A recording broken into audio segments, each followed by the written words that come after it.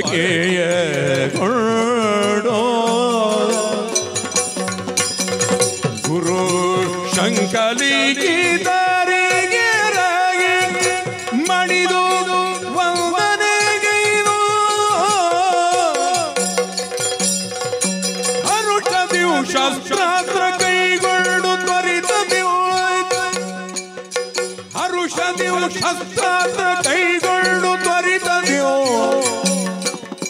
ರಥವೇರಿ ಪರಮಟ್ಟನೋ ರಥವೇರಿ ಪರಮಟ್ಟನೋ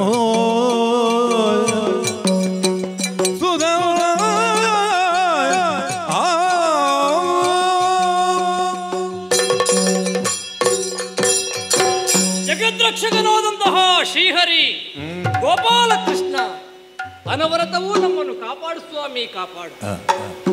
ಕೃಷ್ಣ ಕೃಪಾಪೋಷಿತರಾದಂತಹ ಪಾಂಡವರು ಪೂಜಿಸಿ ಬಿಟ್ಟಂತಹ ಅಶ್ವಮೇಧದ ಕುದುರೆ ನಮ್ಮ ಚಂಪಕಾವತಿಯ ನಗರಿಯನ್ನು ಪ್ರವೇಶ ಮಾಡಿದಾಗ ದೂತರಿಂದ ವಿಷಯವನ್ನು ತಿಳಿದಂತಹ ನಮ್ಮ ಅಪ್ಪಯ್ಯ ಆ ಕುದುರೆ ಹಣೆಯಲ್ಲಿರುವಂತಹ ಲೇಖನವನ್ನು ತರಿಸಿದರು, ಅದನ್ನು ವಾಚಿಸಿದರು. ವಾಚಿಸಿದ ಮೇಲೆ ತುಂಬಿದಂತಹ ಸಭೆಯಲ್ಲಿ ಹೇಳಿದಂತಹ ಮಾತೊಂದೇ, ಮಂತ್ರಿಗಳಿರ ಕೇಳಿ ಶ್ರೀಕಾಂತನನ್ನು ಕಾಣುವ ಯೋಗ, ಶ್ರೀಕಾಂತನನ್ನು ಕಾಣುವ ಯೋಗ ಅಂತ ಹೇಳಿದರು. ಶ್ರೀಕಾಂತನನ್ನು ಕಾಣುವುದು ಒಂದು ಅವಕಾಶ ಅಂತ ಹೇಳಲಿಲ್ಲ, ಶ್ರೀಕಾಂತನನ್ನು ಕಾಣುವುದಕ್ಕೆ ನಮಗೊಂದು ಸಂದರ್ಭ ಅಂತ ಹೇಳಲಿಲ್ಲ. ಶ್ರೀಕಾಂತನನ್ನು ಕಾಣುವ ಯೋಗ ಎಂಬುದಾಗಿ ಹೇಳ್ತಾರಂತಾದ್ರೆ ಆ ಶ್ರೀಕೃಷ್ಣನ ದರ್ಶನ ಅನ್ನುವುದು ಚಂಪಕಾವತಿಯಲ್ಲಿರುವಂತಹ ನಮಗೆ ಎಷ್ಟು ಅನಿವಾರ್ಯ ಅನ್ನುವುದೇ ನಮ್ಮ ಅಪ್ಪಯ್ಯನ ಮಾತಿನಿಂದ ಗೊತ್ತಾಗುತ್ತದೆ. ಕಾಠಿಣ್ಯ ಮಾರ್ಗ ಮತ್ತು ಕಾರುಣ್ಯ ಮಾರ್ಗ ಎರಡು ವಿಧಾನದಿಂದ ದೇವರನ್ನು ಕಾಣುವುದಕ್ಕೆ ಸಾಧ್ಯ. ಕೃಷ್ಣ ದರ್ಶನವನ್ನು ಪಡೆಯಬೇಕು ಎಂಬ ಹಾಗೆ ಹಪಹಪಿಸುತ್ತಿದ್ದವರು ನಾವು. ದ್ವಾರಕೆಗೆ ಹೋಗಿ ಇದ್ದಂತಹ ಕೃಷ್ಣನನ್ನು ಕಂಡು ಹಣ್ಣು ಕಾಯಿ ಒಪ್ಪಿಸುವುದು ನಮ್ಮ ಉದ್ದೇಶ ಅಲ್ಲ. ಆ ಶ್ರೀಕೃಷ್ಣನ ರಥವೇ ಚಂಪಕಾವತಿಯರ ರಥಬೀದಿಯಲ್ಲಿ ಬರಬೇಕು. ಅವರದ್ದಾದಂತಹ ಪವಿತ್ರವಾದ ಪಾದ ಈ ಚಂಪಕಾವತಿಯ ಮಣ್ಣನ್ನು ಮೆಟ್ಟಬೇಕು. ಆವಾಗ ನಾವು ಅವನ ಪಾದವನ್ನು ಕಂಡು ಸಂತೋಷ ಭರಿತರಾಗಬೇಕು. ಇದು ನಮ್ಮ ಉದ್ದೇಶ. ಹಾಗಾಗಿ ಇಂತಹ ಒಂದು ಯೋಗವನ್ನು ಯಾವ ಕಾಲಕ್ಕೂ ಬಿಡಬಾರದು. ಕಾಠಿಣ್ಯ ಮಾರ್ಗದಿಂದಲಾದರೂ ಕುದುರೆ ಬೆಂಗಾವಲಿಗೆ ಬಂದಂತಹ ಪಾರ್ಥನನ್ನು ಯುದ್ಧದಲ್ಲಿ ಸೋಲಿಸಿ ಆದರೂ ಕೃಷ್ಣನನ್ನು ನಾವು ಭರಿಸಬೇಕು. ಹಾಗಾಗಿ ನಾಳೆ ನಡೆಯುವಂತಹ ಯುದ್ಧದಲ್ಲಿ ಎಲ್ಲರೂ ಸನ್ನದ್ಧರಾಗಬೇಕು. ಯಾರು ಯುದ್ಧಕ್ಕೆ ಹಿಂದೆ ಉಳಿಯುತ್ತಾರೋ ಅವರನ್ನು ಕೊತಕೊತನೆ ಕುದಿಯುವ ಎಣ್ಣೆಯ ಕೊಪ್ಪರಿಗೆಗೆ ಹಾಕಲಾಗುವುದು ಎಂಬಂತಹ ಮಾತನ್ನು ಹೇಳಿದರಲ್ಲ.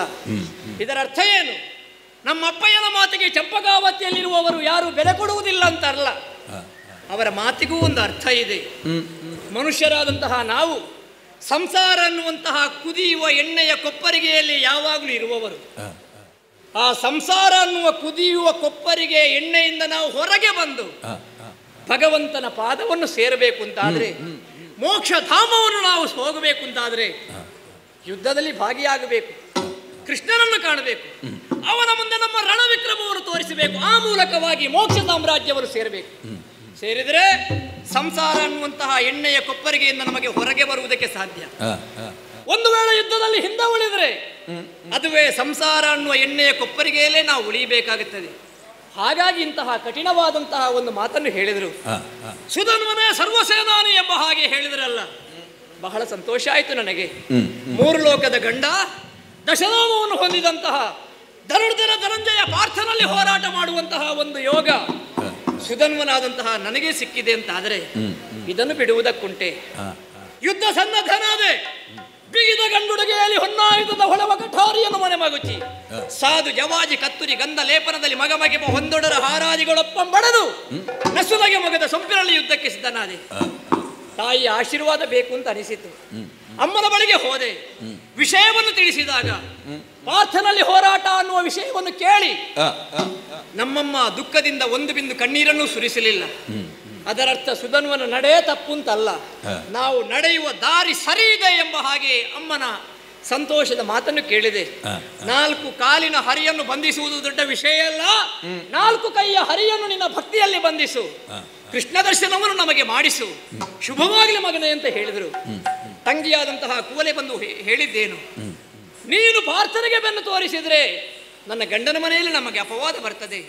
ಹಾಗಾಗಬಾರದು ಎಂಬ ಹಾಗೆ ಅವಳು ಕೂಡ ಶೇಷೆಯನ್ನೆತ್ತಳು. ಮಡದಿಯಾದಂತಹ ಪ್ರಭಾವತಿಯಲ್ಲಿ ಹೇಳಬೇಕು ಅಂತ ನಾನು ಅಲ್ಲಿಗೆ ಹೋದೆ. ನನ್ನದಾದಂತಹ ಮನಸ್ಸಿನ ಅಂತರ್ಯವನ್ನು ಅವಳಲ್ಲಿ ಹೇಳಿದಾಗ, ಮೋಕ್ಷಧಾಮವನ್ನು ಪಡೆಯುವುದಕ್ಕೆ ನೀವು ಹೊರಟರು, ಅದು ನಿಮಗೆ ಲಭ್ಯವಾಗುವುದಿಲ್ಲ. ಅಪುತ್ರಸ್ಯ ಗತಿರ್ನಾಸ್ತಿ, ಪುತ್ರವಿಹೀನರಿಗೆ ನೀವು ಬಯಸಿದಂತಹ ಮೋಕ್ಷ ಸಿಗುವುದಿಲ್ಲ ಸ್ವಾಮಿ. ಹೆಣ್ಣಾದಂತಹ ನನ್ನ ಹೆಂಡತನ ಪೂರ್ಣವಾಗಬೇಕು ಅಂತಾದರೆ ಋತುಸ್ನಾತೆಯಾದಂತಹ ನನ್ನನ್ನು ಈ ಸಮಯದಲ್ಲಿ ಸೇರಬೇಕು ಅಂತ ಹೇಳಿದಾಗ, ಮನ್ಮಥನ ಪಿತನಾದಂತಹ ಮನಸ್ಸಿಜನಾದಂತಹ ಕೃಷ್ಣನನ್ನೇ ಮನಸ್ಸಿನಲ್ಲಿ ಧ್ಯಾನಿಸಿದೆ. ಅವನೇ ಬಂದು ಹೇಳಿದ ಹಾಗಾಯಿತು, ಯುದ್ಧಕ್ಕೆ ಹೋಗಬೇಕಾದ ನಾಳೆ, ಇವತ್ತು ಪ್ರಭಾವತಿಯ ಜೊತೆಯಲ್ಲಿ ಇರಬೇಕು ಎಂಬ ಹಾಗೆ ಹೇಳಿದ ಹಾಗಾಯಿತು.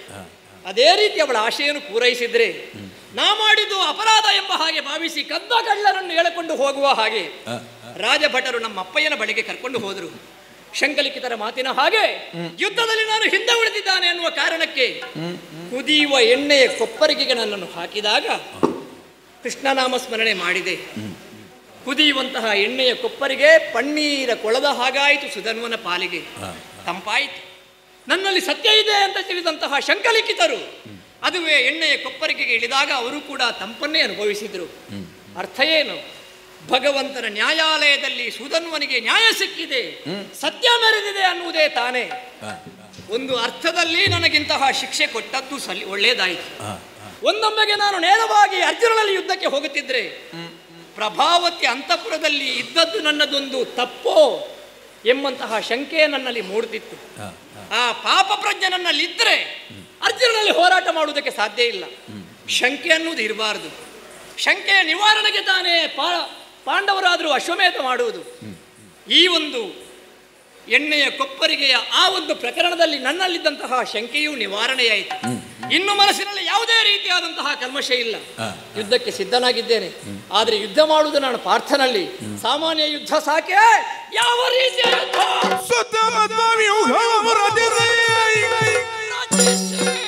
ನಡುವೆ ನರನುತ್ತಮ ತುರಗವಳು ಕಟ್ಟಿ ಕಾಳಗಕ್ಕೆ ಭಟರನಿ ವೀರರೊತ್ತಾಗಿ ನಿಲ್ಲು ಹರಿವೀರರಂಬರ ಬೇಳೆನು ತರಸನಾಜ್ಞೆಯಿಂದ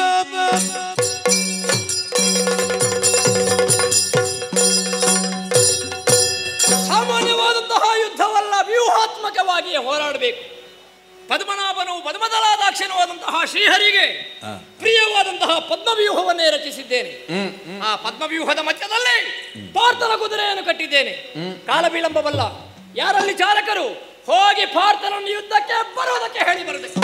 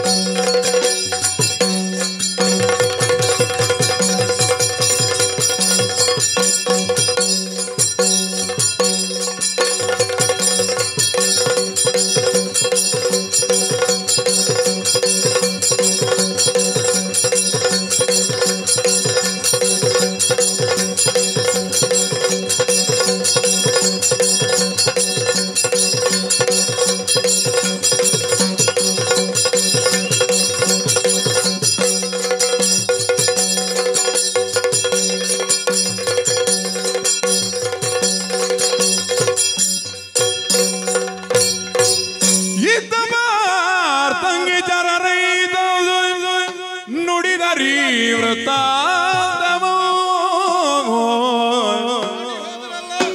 ಬಳಿಕ ಪ್ರದ್ಯುಮ್ನನವು ಕರೆದು ಮತ್ತೆ ಬಂದುದು ವಿಘ್ನವಿದಗಿಲು ಉಪಾಯವೇ ನಿಲ್ದೊಡವ ನಿಲ್ತಿರುದನು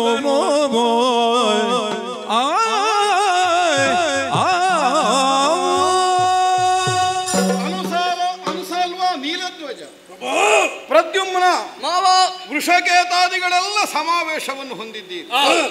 ಬಂಧು ಹತ್ಯಾ ದೋಷದ ಶಂಕಾ ನಿವಾರಣಾರ್ಥವಾಗಿ ಅಣ್ಣನಾದಂತಹ ಧರ್ಮಜ ಕೈಗೊಂಡಂತಹ ಅಶ್ವಮೇಧದ ತುರಗದ ರಕ್ಷಾರ್ಥವಾಗಿ ಕೃಷ್ಣಸ್ವಾಮಿಯ ನಿರ್ದೇಶನವನ್ನು ಒಪ್ಪಿ ನಾವು ತುರಗವನ್ನು ಬೆಂಬಲಿಸುತ್ತಾ ಮುಂದೆ ಸಾಗಿದೆವು.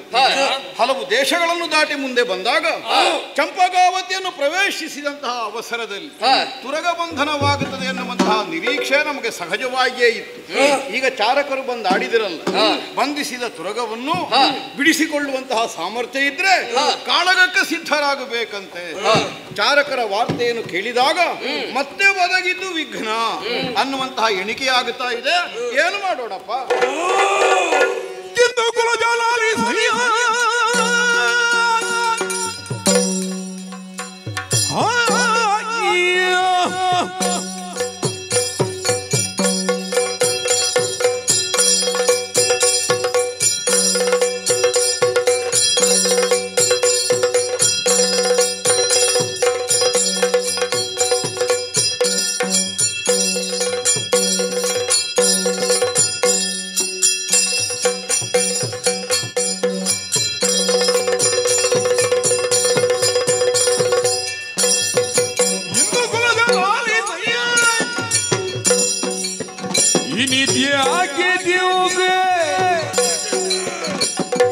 ಬಂದುದನ ನೋಡಿಕೊಂಬೆ ಒಣಗುಂಡ್ರು ಪರೋಳ್ ಮುಂದೆ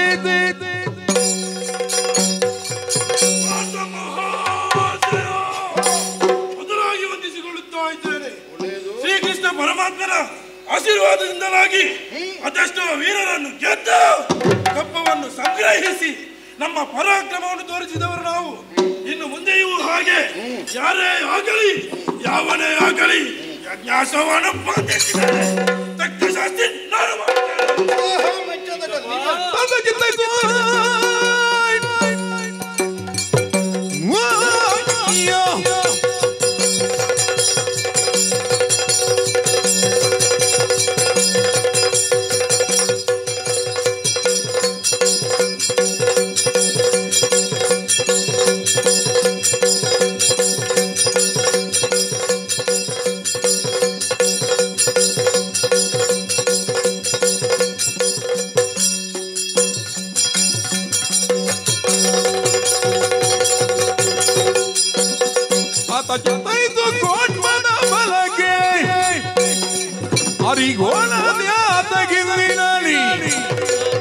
ತನ್ನ ಜಾತನ ಸೇನೆಯನ್ನು ಇಸುವುದಿದು ನೀತವೇ ಪೇಳು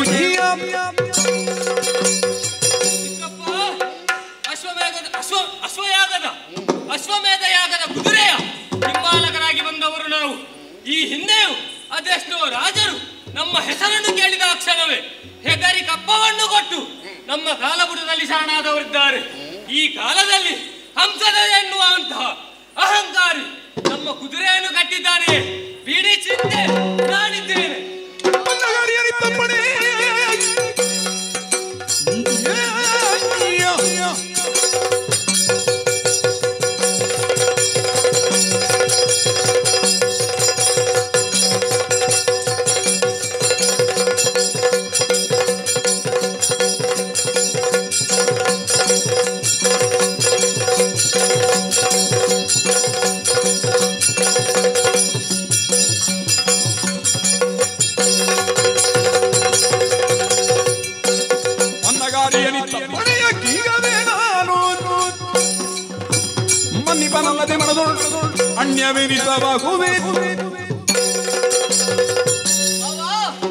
ಪಾದಯುಗಗಳಿಗೆ ಅಭಿವಾದನಗಳು. ಒಳಿತಾಗಲಿ.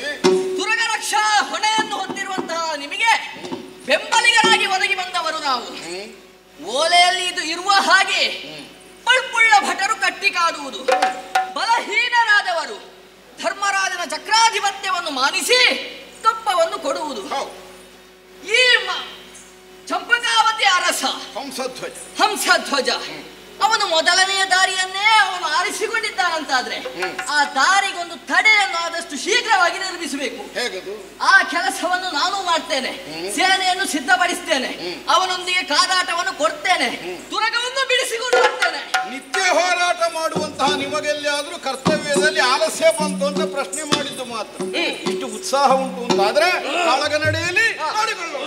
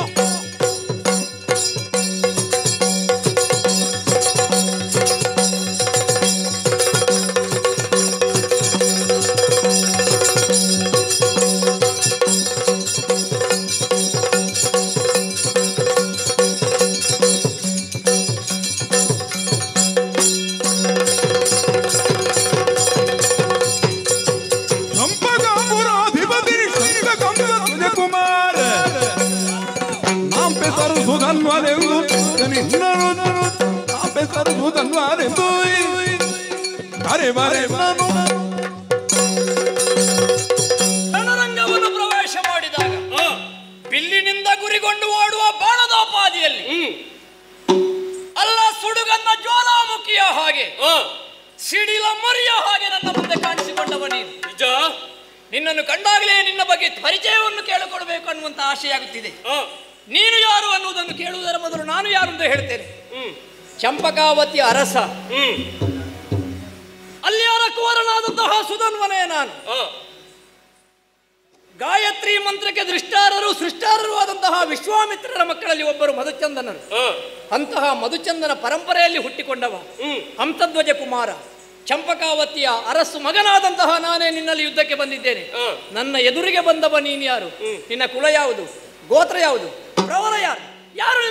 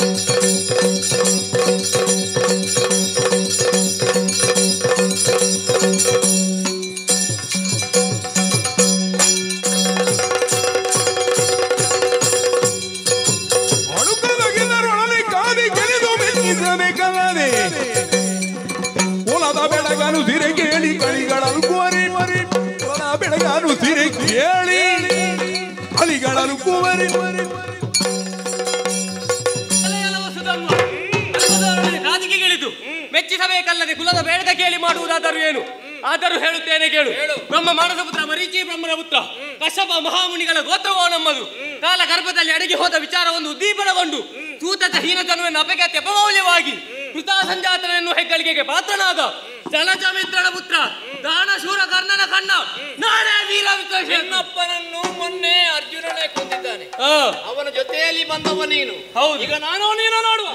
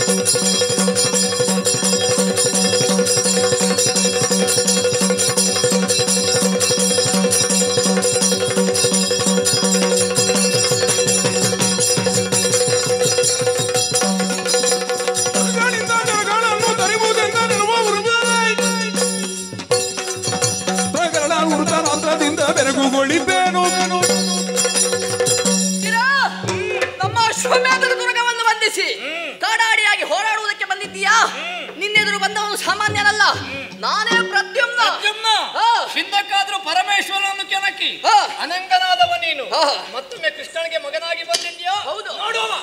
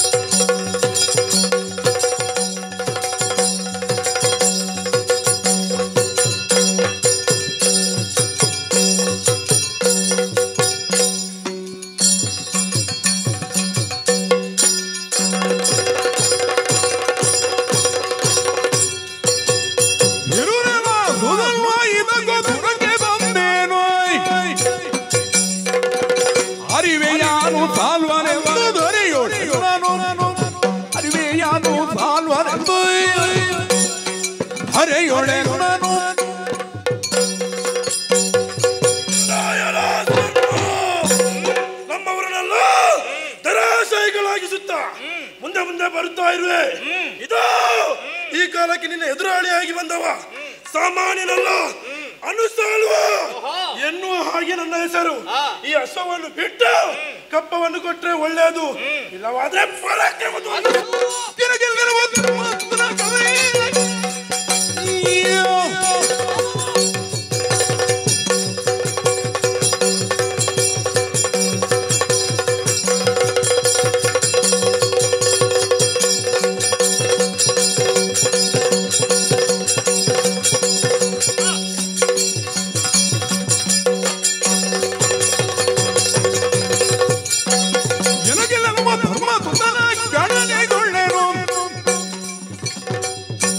ನಿನಗೆ ಮೂಲ ಧರ್ಮರಾಯನ ಕಾಣಿಸುವೆನು. ಪಾಂಡವರ ಅಶ್ವಮೇಧದ ಕುದುರೆಯನ್ನು ಮೊದಲಾಗಿ ಕದ್ದುಕೊಂಡು ಹೋದವ ನೀನು. ಭೀಮನ ಪೆಟ್ಟನ್ನು ತಿಂದು ಧರ್ಮರಾಯನಲ್ಲಿ ಸೋತು ಅವರ ಬೆಂಗಾವಲಿಗೆ ಬಂದವ ನೀನು. ಹಸ್ತಿನಾವತಿಯ ಧರ್ಮರಾಯನನ್ನು ಮಾತ್ರ ನೋಡಿದ್ದು, ನಿನಗೆ ಮೂಲ ಧರ್ಮರಾಯನನ್ನು ಯಮನನ್ನು ಕಾಣಿಸ್ತೇನೆ ಬಾ.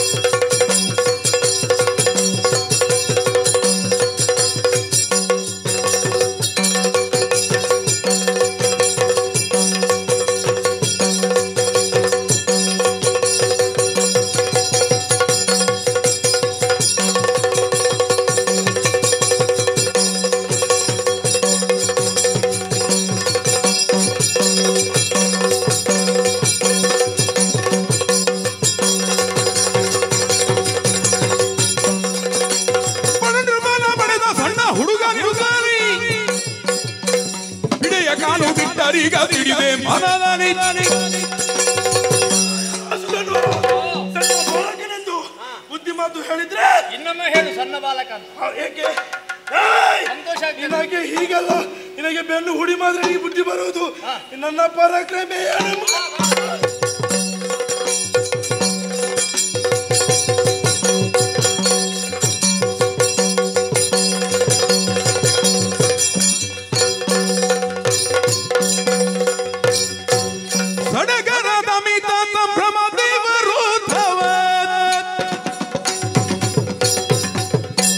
ನಡೆದುದು ತ್ಯಾಗದಿಂದ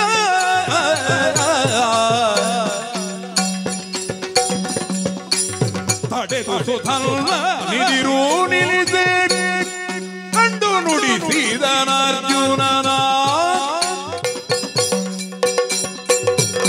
ಚಂಪಕಾವತಿಯವರ ಶೀಲದ ಕುರಿತಾಗಿ ನಾವು ಮೊದಲೇ ಕೇಳಿ ತಿಳಿದವರು.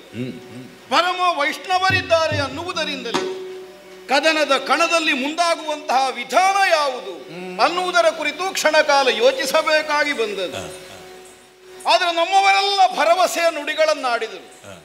ಹೋರಾಟ ಅನಿವಾರ್ಯವಾಯಿತು. ಕದನದ ಕಣದಲ್ಲಿ ಎದುರಿಸುವುದಕ್ಕಾಗಿ ಮುಂದಾದ ನಮ್ಮವರನ್ನೆಲ್ಲ ಸುಧನ್ವ ನಾಮಕ ಧರೆಗೊರಗಿಸಿದ್ದನ್ನು ನಮ್ಮವರು ಬಂದು ಆಡಿದಿರಲ್ಲ. ಇದನ್ನು ಕೇಳಿದ ಕ್ಷಣದಲ್ಲೇ ಕಲಿಯವನಾಶ್ವಾದಿಗಳು ತಾವು ಉತ್ಸಾಹದಿಂದ ಸಿದ್ಧರಾಗಿ ನಮಗೆ ಅಪ್ಪಣೆ ಕೊಡಬೇಕು. ಅಪ್ಪಣೆ ಕೊಟ್ಟು ಕಳುಹಿಸುವುದು ದೊಡ್ಡ ವಿಷಯ ಅಲ್ಲ. ಹೋದರೆ ಏನಾಗುತ್ತದೆ ಅನ್ನುವುದರ ಕುರಿತು ನಮಗೆ ಮೊದಲೇ ಒಂದು ಪರಿಜ್ಞಾನ ಬೇಕೋ ಬೇಡ. ಸಾಮಾನ್ಯರಿವರು ಅನ್ನುವ ಹಾಗೆ ನಾವು ಸರಳವಾಗಿ ತೀರ್ಮಾನಿಸುವುದಕ್ಕಿಲ್ಲ. ಆದ್ದರಿಂದಲೇ ಇಂಥವರ ಸಮ್ಮುಖದಲ್ಲಿ ವ್ಯವಹರಿಸಬೇಕಾದ ವಿಧಾನ ಹೇಗೆ ಅನ್ನುವುದರ ಕುರಿತೊಂದು ನಿರ್ಣಯವನ್ನು ಕೈಗೊಂಡು ನಾನೇ ಅವರನ್ನು ಸಮಾಧಾನಪಡಿಸಿದೆ. ನೀವಾರೂ ಮುಂದಾಗುವುದಲ್ಲ, ನಾನೇ ಸಮರ ಕ್ಷೇತ್ರಕ್ಕೆ ಮುಂದಾಗುತ್ತೇನೆ. ಯಾಕೆ? ಅಂತರಂಗದಲ್ಲಿ ನಮಗೊಂದು ಸಡಗರ ಸಂಭ್ರಮ. ಈ ಕಾಲದಲ್ಲಿ ಉದ್ದೀಪನಗೊಂಡದ್ದು ಸುಳ್ಳಲ್ಲ. ಒಂದು ಕಾಲಕ್ಕೆ ಮನಕಷಾಯ ಒದಗಿ ಹೋಗಿತ್ತು. ಬಂಧು ಹತ್ಯಾ ದೋಷ ಇದು ನಮ್ಮಣ್ಣನಿಗೆ ಬಂದ ಶಂಕೆ. ಕೇವಲ ನಮ್ಮ ಬಂಧುಗಳು ಅನ್ನುವಂತಹ ಒಂದು ಕಾರಣಕ್ಕಾಗಿ ಅಲ್ಲ. ಅಳಿದವರಾರು ಕ್ಷತ್ರ ಬಂಧುಗಳಲ್ಲ, ವೀರಯೋಧರೇ ಕುರುಕ್ಷೇತ್ರ ರಣಧಾರುಣಿಯಲ್ಲಿ ವರ್ಣಿಸಿದ್ರು. ಮುಂದಕ್ಕೆ ಬೆಳೆದು ಬಾಳಬೇಕಾದ ಅನೇಕ ಪಲ್ಲವಗಳು ನಮ್ಮ ಕಾರಣದಿಂದ ನಶಿಸಿ ಹೋದವಲ್ಲ ಅನ್ನುವಂತಹ ಆತಂಕ ಅಂತರಂಗವನ್ನು ಸದಾ ಬಾಧಿಸುತ್ತಿದ್ದದ್ದು ಸುಳ್ಳಲ್ಲ. ಈಗ ಸಡಗರ ಯಾಕೆ? ನಿಜವಾಗಿ ಈ ಪಕ್ಷದ ನಾಯಕನಾದ ನಾನು ನಮ್ಮವರು ಸೋತು ಬಿದ್ದಾಗ ಚಿಂತೆ ಮಾಡಬೇಕಿತ್ತು, ಸಡಗರ ಪಡುವುದಲ್ಲ. ರತ್ನಗರ್ಭ ವಸುಂಧರ ಈ ಮಾತು ಸುಳ್ಳಾಗದೇ ಹೋಯ್ತಲ್ಲ. ಅಂದರೆ ಇನ್ನೂ ರತ್ನ ಸದೃಶವಾದ ವೀರಯೋಧರನ್ನು ಈ ಪೃಥ್ವಿ ಪ್ರಪಂಚಕ್ಕೆ ಕೊಡುಗೆಯಾಗಿ ನೀಡುತ್ತಾ ಇದ್ದಾಳನ್ನುವಂತಹ ಸಡಗರ ನಮ್ಮ ಮನಸ್ಸಿನ ಆಳದಲ್ಲಿ ಆವರಿಸಿ ಬಿಟ್ಟಿದೆ. ಆದರೆ ವೀರರಿದ್ದಾರೆ ಎನ್ನುವುದಷ್ಟಕ್ಕೆ ತೃಪ್ತಿಯನ್ನು ಕಾಣಬೇಕಾದದ್ದಲ್ಲ. ಅವರನ್ನು ಉಳಿಸಿಕೊಳ್ಳುವಲ್ಲಿ ನಾವು ಶತಪ್ರಯತ್ನವನ್ನಾದರೂ ಮಾಡಬೇಕಾದದ್ದು ನಮಗೆ ಆದ್ಯ ಕರ್ತವ್ಯ. ಏನೋ ಒಂದು ನಿರೀಕ್ಷೆಯನ್ನು ಪ್ರತೀಕ್ಷೆಯನ್ನಿರಿಸಿಕೊಂಡು ಕದನದ ಕಣದಲ್ಲಿ ನಮ್ಮನ್ನು ಎದುರಿಸುವುದಕ್ಕೆ ಅವರು ಸಿದ್ಧರಾಗಿರಬೇಕು. ಅಲ್ಲದೆ ಹೋದರೆ ಧರ್ಮದಲ್ಲಿ ನಿರ್ಮಲ ಚಿತ್ತನೆಂದು ಖ್ಯಾತಿಯನ್ನು ಹೊತ್ತಂತಹ ನಮ್ಮಣ್ಣನಾದ ಧರ್ಮದ ಕೈಗೊಂಡ ಅಶ್ವಮೇಧಕ್ಕೆ ಒಬ್ಬ ಸಜ್ಜನ ಸಮ್ಮತವಾದ ಮಾರ್ಗದಲ್ಲಿ ಕ್ರಮಿಸುವಂತಹ ಮಂದಿ ವಿಘ್ನ ಕಾರಣಗಳಾಗಿ ಒದಗುವುದಕ್ಕಿಲ್ಲ. ತುರಗಬಂಧನ ನಡೆಸಿದ್ದಾರೆ ಅಂತಾದರೆ ಧರ್ಮಜನನ್ನು ವಿರೋಧಿಸುವಂತಹ ಉದ್ದೇಶ ಅವರದ್ದಲ್ಲ, ಬೇರೇನೋ ಅವರ ಅಪೇಕ್ಷೆ ಇದೆ ಅನ್ನುವುದು ಸ್ಪಷ್ಟವಾಗುತ್ತದೆ. ಅದೇನು ಅನ್ನುವುದನ್ನು ತಿಳಿದು ಅದಕ್ಕೆ ಬೇಕಾದಂತೆ ವ್ಯವಹರಿಸಬೇಕಾದರೆ ನಾನೇ ರಥಾರೋಹಿಯಾಗಿ ಸಮರ ಕ್ಷೇತ್ರದಲ್ಲಿ ಮುಂದಾಗಬೇಕು ಅನ್ನುವಂತಹ ನಿರ್ಣಯವನ್ನು ಹೊಂದಿ ಪಾಠಕರ ಸ್ತುತಿಪಾಠದೊಂದಿಗೆ ರಥವನ್ನು ನಮ್ಮನ್ನು ಮುಂಭಾಗಕ್ಕೆ ನಡೆಸ್ತೇನೆ. ಏನು ಮಾಡ್ತೇನೆ?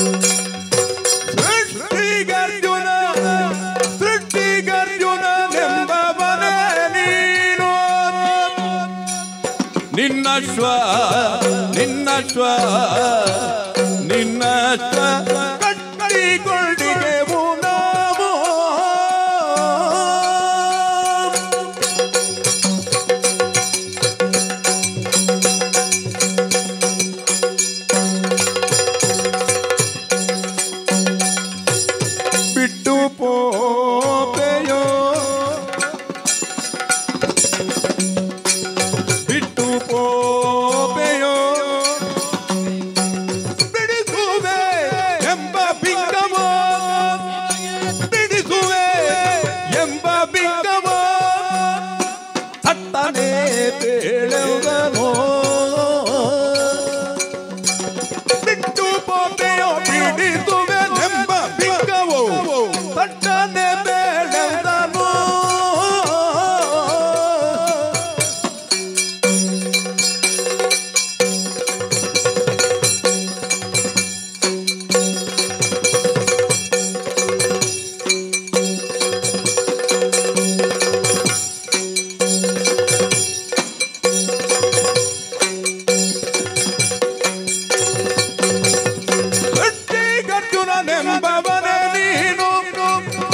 ನಶ್ವ ಕಟ್ಟಿಕೊಂಡಿಗೆವು ನಾವು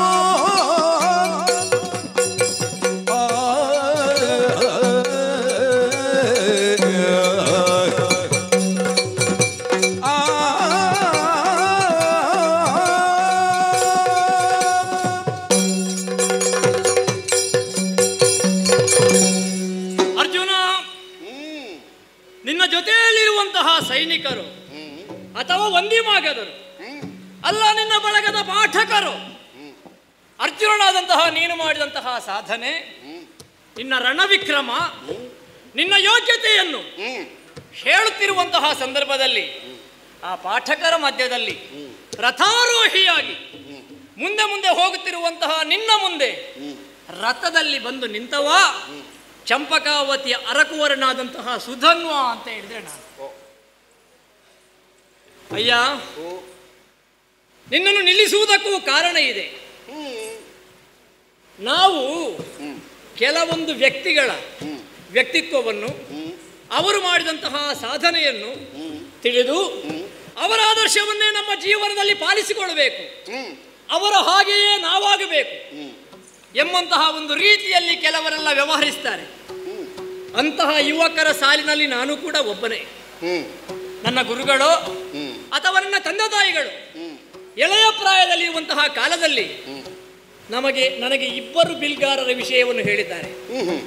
ಒಬ್ಬ ಮರ್ಯಾದಾ ಪುರುಷೋತ್ತಮನಾದಂತಹ ಪ್ರಭು ಶ್ರೀರಾಮಚಂದ್ರ, ಇನ್ನೊಬ್ಬ ಮೂರು ಲೋಕದ ಗಂಡ ಧನುರ್ಧರ ಧನಂಜಯ, ಸವ್ಯಸಾಚಿ ದಶನಾಮವನ್ನು ಹೊಂದಿದಂತಹ ಪಾರ್ಥ ಮಹಾಶಯನಾದಂತಹ ನಿನ್ನ ವಿಷಯದ ಬಗ್ಗೆ ಗುರುಗಳು ಹೇಳಿದ್ದಾರೆ, ತಂದೆ ತಾಯಿಗಳು ಹೇಳಿದ್ದಾರೆ. ಬಿಲ್ಗಾರರು ಅಂತ ಹೇಳಿದರೆ ಅವರು, ನೀನು ಒಂದು ವೇಳೆ ಮುಂದಕ್ಕೆ ಆಗುವುದಿದ್ರೆ ಅವರ ಹಾಗಿರುವಂತಹ ಬಿಲ್ಗಾರರಾಗಬೇಕು ಎಂಬ ಹಾಗೆ ನಿಮ್ಮ ಬಗ್ಗೆ ಹೇಳಿದಾಗ ನಾನು ಕೂಡ ನಿಮ್ಮನ್ನೇ ಆದರ್ಶವನ್ನಾಗಿಸಿದೆ. ಒಂದಲ್ಲ ಒಂದು ದಿವಸ ಅರ್ಜುನನ ಹಾಗೆ ನಾನು ಆಗಬೇಕು ಎಂಬಂತಹ ನಿರೀಕ್ಷೆಯಲ್ಲೇ ನಿನ್ನ ಜೀವನವನ್ನೇ ಆದರ್ಶವನ್ನಾಗಿಸಿದವ ಸುಧನ್ವ. ಎಲ್ಲಿಯವರೆಗೆ ಅಂತ ಕೇಳಿದರೆ, ನಾನು ಬಿಲ್ಬಾಣ ಕೈ ಎತ್ತುವಾಗ ನಿನ್ನ ಹೆಸರನ್ನು ಹೇಳಿಯೇ ಬಿಲ್ಬಾಣವನ್ನು ಕೈಯಲ್ಲಿ ಧರಿಸುವುದು. ಅಂತಹ ನನ್ನ ಆದರ್ಶ ಪುರುಷ ನನ್ನ ಕಣ್ಣ ಮುಂದೆ ಬಂದು ನಿಂತಾಗ ಬಹಳ ಸಂತೋಷ ಆಯಿತು. ಚಂಪಕಾವತಿಗೆ ನನಗೆ ನಾನು ಸ್ವಾಗತವನ್ನು ಕೋರುತ್ತಿದ್ದೇನೆ. ಸೃಷ್ಟಿಗರ್ಜುನ, ವಿಶಾಲವಾದ ಪ್ರಪಂಚಕ್ಕೂ ನಾವು ಸೃಷ್ಟಿ ಅಂತ ಹೇಳ್ತೇವೆ. ಮೊದಲು ಇಲ್ಲದನ್ನು ಒಬ್ಬ ಉಂಟು ಮಾಡಿದರೆ ನಾವು ಅದಕ್ಕೂ ಸೃಷ್ಟಿ ಅಂತ ಹೇಳುವುದು. ಅಂತಹ ಈ ಸೃಷ್ಟಿಯಲ್ಲಿ ಧನುರ್ವೇದದ ಮೂಲಕವಾಗಿ ನೀನು ಹೊಸ ಹೊಸ ಸೃಷ್ಟಿಯನ್ನು ಮಾಡಿದ್ದೀಯಂತೆ. ನಿನ್ನಲ್ಲಿರುವಂತಹ ಕ್ಷಾತ್ರವನ್ನು ಅಲ್ಲಲ್ಲಿ ಬಿತ್ತಿ ಹೋದವ ನೀನಂತೆ. ಒಂದು 4 ದಾರಿ ಸೇರುವಲ್ಲಿ ಒಂದು ದೀಪಸ್ತಂಭವನ್ನು ಇಡ್ತಾರೆ. ಯಾಕೆ? ಆ ಕಡೆಯಿಂದ ಈ ಕಡೆಯಿಂದ ಬರುವವರಿಗೆಲ್ಲ ಒಂದು ಬೆಳಕಾಗಲಿ ಅಂತ. ನಮ್ಮಂತಹ ಯುವಕರಿಗೆ ನೀನೊಬ್ಬ ದೀಪಸ್ತಂಭ, ನಮಗೆ ಬೆಳಕನ್ನು ಕೊಡುವವ ನೀನು. ನಿನ್ನ ತಾಯಿಯ ಆಶೆಯನ್ನು ಪೂರೈಸಿದವ ನೀನು. ಗಜಗೌರಿ ವೃತ ಪ್ರಸಂಗದಲ್ಲಿ ಸ್ವರ್ಗಲೋಕದ ಐರಾವತವನ್ನೇ ಇಳಿಸಿದವನಂತೆ ನೀನು. ಐರಾವತ ಮಾತ್ರ ಬಂದಲ್ಲ, ಸುವಸ್ತುಗಳು ಕೂಡ ಅದರ ಜೊತೆಯಲ್ಲಿ ಬಂತಂತೆ. ಪಶುಪತಿಯಾದಂತಹ ಪರಮೇಶ್ವರನಲ್ಲಿ ಪಾಸಟಿಯಾಗಿ ಹೋರಾಟವನ್ನು ಮಾಡಿ ಪಾಶುಪತವನ್ನು ಪಾರ್ವತೀ ದೇವಿಯಿಂದ ಅಂಜನಾಸ್ತ್ರವನ್ನು ಪಡೆದವನಂತೆ ನೀನು. ಕುರುಕುಲ ಪಿತಾಮಹರಾದಂತಹ ಭೀಷ್ಮಾಚಾರ್ಯರಲ್ಲಿ ಹೋರಾಟವನ್ನು ಮಾಡಿದಾಗ ನೊಂದನ ಕಟ ಪಾರ್ಥನಂಬಿಗೆ ಎಂಬ ಹಾಗೆ ಅವರು ಹೇಳುವ ಹಾಗೆ ಮಾಡಿದವನಂತೆ ನೀನು. ಸಾಯುವ ಕಾಲಕ್ಕೆ ಭೀಷ್ಮರಿಗಾದರೂ ಬಾಯಾರಿಕೆಯಾಗುತ್ತದೆ ಅಂತ ಹೇಳುವಾಗ ಪಾತಾಳ ಗಂಗೆಯನ್ನು ಭರಿಸಿದವ ನೀನು. ಸಾಯುವ ಕಾಲಕ್ಕೆ ಗಂಗೆಯನ್ನು ತೋರಿಸಿದವ ಅಂದರೆ ಭೀಷ್ಮಾಚಾರ್ಯರಿಗೆ ತಾಯಿಯನ್ನು ತೋರಿಸಿದವ ಅಂತ ನೀನು ಅಂತ ಅರ್ಥ.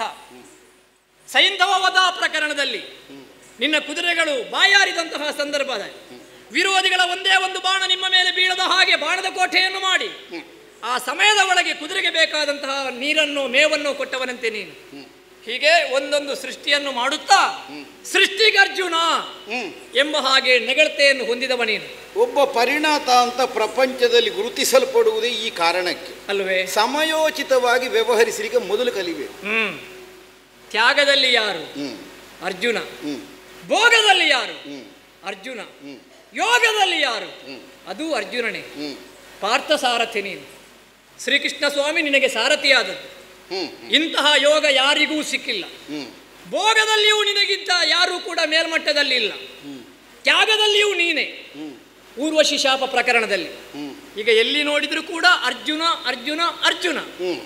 ಅಂತಹ ಪಾರ್ಥನಾದಂತಹ ನಿಮ್ಮ ಅಥವಾ ಪಾಂಡವರಾದ ನೀವು ಪೂಜಿಸಿಬಿಟ್ಟಂತಹ ಕುದುರೆ ಚಂಪಕಾವತಿಗೆ ಬಂದಾಗ ಅದನ್ನು ಕಟ್ಟಿಕೊಂಡಿಹೇವು ನಾವು.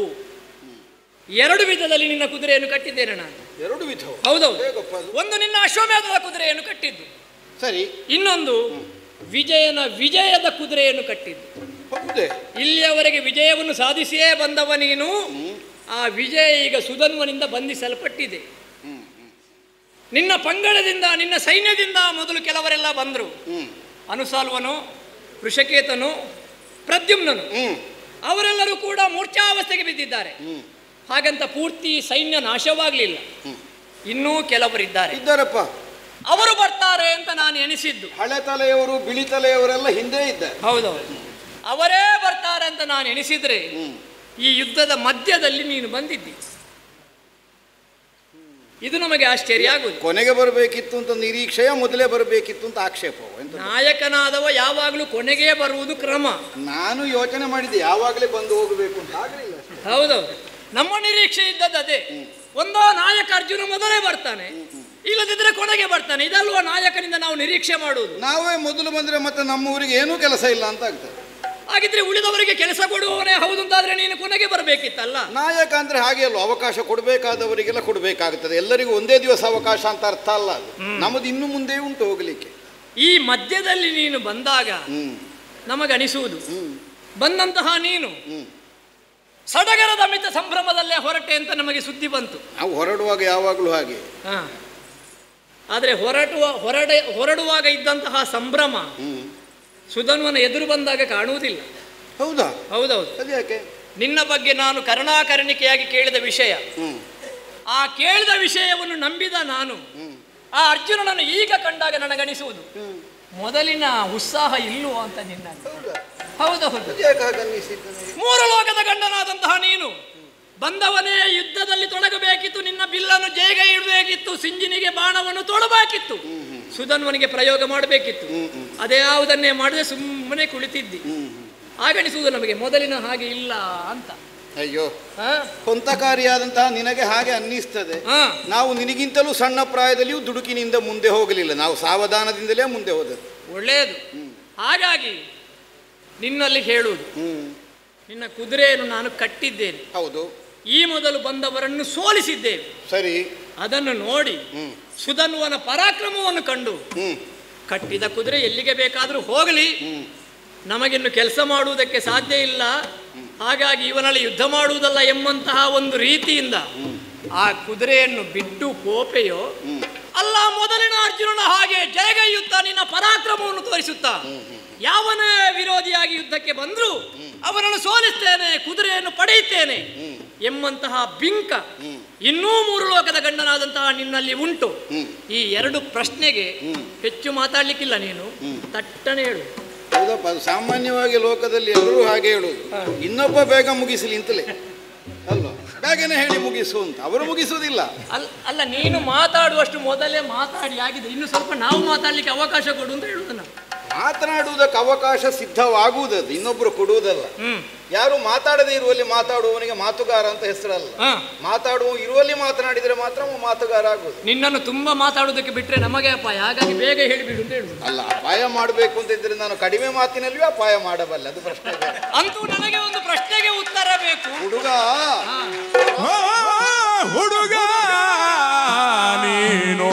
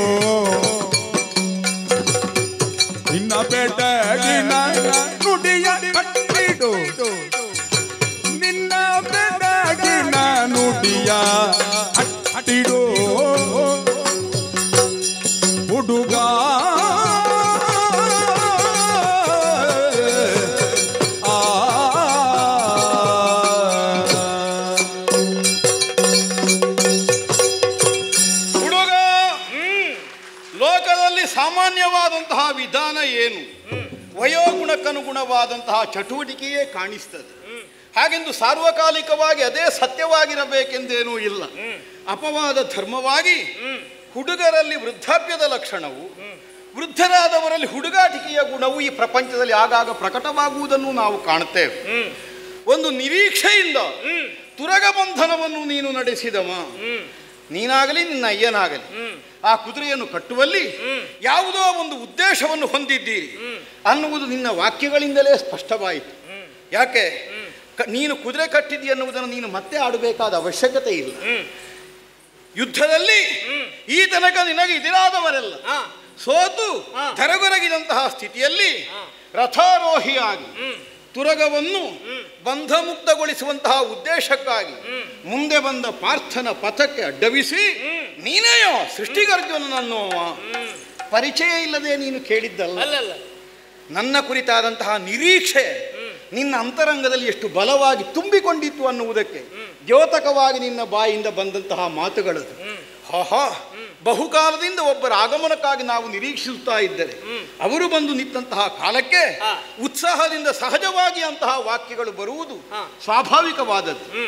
ನೀನು ಪ್ರಾರಂಭಿಸಿದ ನಿನ್ನದ್ದಾದಂತಹ ವಾಕ್ಯಗಳ ಸರಣಿ ಏನಿದೆ ಅದರ ಬಗ್ಗೆ ನನ್ನದೇನೇನು ಆಕ್ಷೇಪ ಇಲ್ಲ. ಆದರೆ ಮುಕ್ತಾಯ ಅಷ್ಟು ಒಳ್ಳೆಯದಾಗಲಿಲ್ಲ. ಹೌದಾ?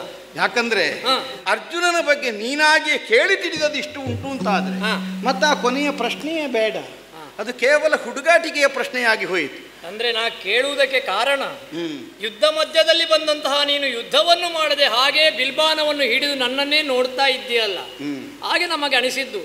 ಮೊದಲಿನ ಹಾಗೆ ಕಾಣುವುದಿಲ್ಲ ಅರ್ಜುನ.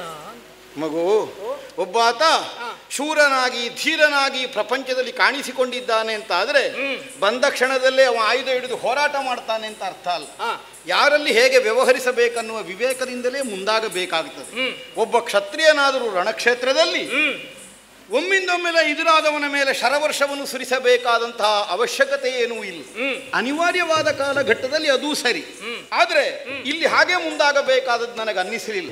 ಯಾಕಂದ್ರೆ ನಿನ್ನದಾದಂತಹ ಅಂತರಂಗದ ಭಾವ ಏನು ಅನ್ನುವುದನ್ನು ಅರಿತುಕೊಳ್ಳದೆ ನಾನಾಗಿ ಶರ ಪ್ರಯೋಗಿಸುವುದಿಲ್ಲ ಅನ್ನುವಂತಹ ಕಾರಣದಿಂದಲೇ ನಿಧಾನಿಸಬೇಕಾಗಿ ಬಂತು. ಇಲ್ಲಿಯವರೆಗೆ ಸೃಷ್ಟಿಗರ್ಜುನ ಅಂತ ನೀನು ಹೇಳಿಸಿಕೊಂಡವ, ಇವತ್ತಿನ ಯುದ್ಧದಲ್ಲಿ ನಿನ್ನನ್ನು ಸೋಲಿಸಿ ಸೃಷ್ಟಿಗೆ ಸುಧನ್ನು ಅಂತ ಹೇಳಿಸಬೇಕು ಅಂತ ಹಂಬಲ ನಮಗೆ. ಒಳ್ಳೇದಪ್ಪ, ಆ ಹಂಬಲ ಈಡೇರಬೇಕು ಅಂತಾದ್ರೆ ಸುಧನು ಅರ್ಜುನ ಕಾಳಗಾಗಬೇಕಲ್ಲ. ಹೌದು, ಆದ್ದರಿಂದಲೇ ನೀನು ಆತಂಕದಿಂದ ಕೇಳಿದ್ದಿರಬೇಕು.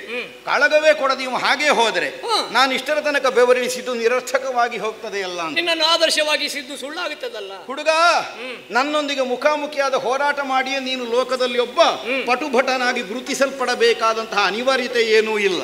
ನಮ್ಮಂತಹ ವೀರ ಯೋಧರುಗಳಾದವರು ಹೆಸರಿಸಿದರೆ ಸಾಕು ಇಂಥ ಮಾದೀತು ಅಂತ ಅವರಿಗೊಂದು ಲೋಕದಲ್ಲಿ ಮನ್ನಣೆ ಸಿಕ್ಕಿಯೇ ಸಿಗ್ತದೆ. ಇದು ಕೇವಲ ಬೆಡಗಿನ ನುಡಿಗಳಾಗಿ ಹೋಯಿತು. ಹುಡುಗು ತನಕ ಸಹಜವಾಗಿ ಆಡಿದಿ 3 ಲೋಕದ ವಿಜಯ ಅನ್ನುವಂತಹ ನೆಗಳತೆಯನ್ನು ಯಾರು ಔದಾರ್ಯದಿಂದ ಕಟ್ಟಿ ನನ್ನ ಹೆಗಲ ಮೇಲೆ ಇಟ್ಟದ್ದಲ್ಲ, ನನ್ನ ರಟ್ಟೆಯ ತ್ರಾಣದ ಮೂಲಕವಾಗಿ ನಾನು ಸಾಧಿಸಿಕೊಂಡದ್ದು ಪ್ರಪಂಚದಲ್ಲಿ. ಅರ್ಜುನನ ಗತಜೀವನವನ್ನು ಒಮ್ಮೆ ಅವಲೋಕಿಸಿದರೆ ಕೈಗೊಂಡಂತಹ ಕಾರ್ಯವನ್ನು ಮಧ್ಯದಲ್ಲಿ ಬಿಟ್ಟು ಹೋದದಕ್ಕೆ ಹುಡುಕಿದ್ರು ಒಂದು ಉದಾಹರಣೆ ಜನ್ಮದಲ್ಲಿ ಸಿಕ್ಕಿತು ಹೇಳು. ಮೊದಲಿಲ್ಲ ಅಂತ ಇನ್ನೂ ಇಲ್ಲ ಅಂತಲೇ ಅರ್ಥ. ಯಾಕೆ ಈ ತನಕ ತ್ರಿಲೋಕ ವಿಜಯಿ ಅನ್ನುವಂತಹ ನನ್ನದ್ದಾದಂತಹ ಹೆಸರಿಗೆ ಕೊರತೆ ಬರುವಂತೆ ನಾನು ಬದುಕಲೇ ಇಲ್ಲ.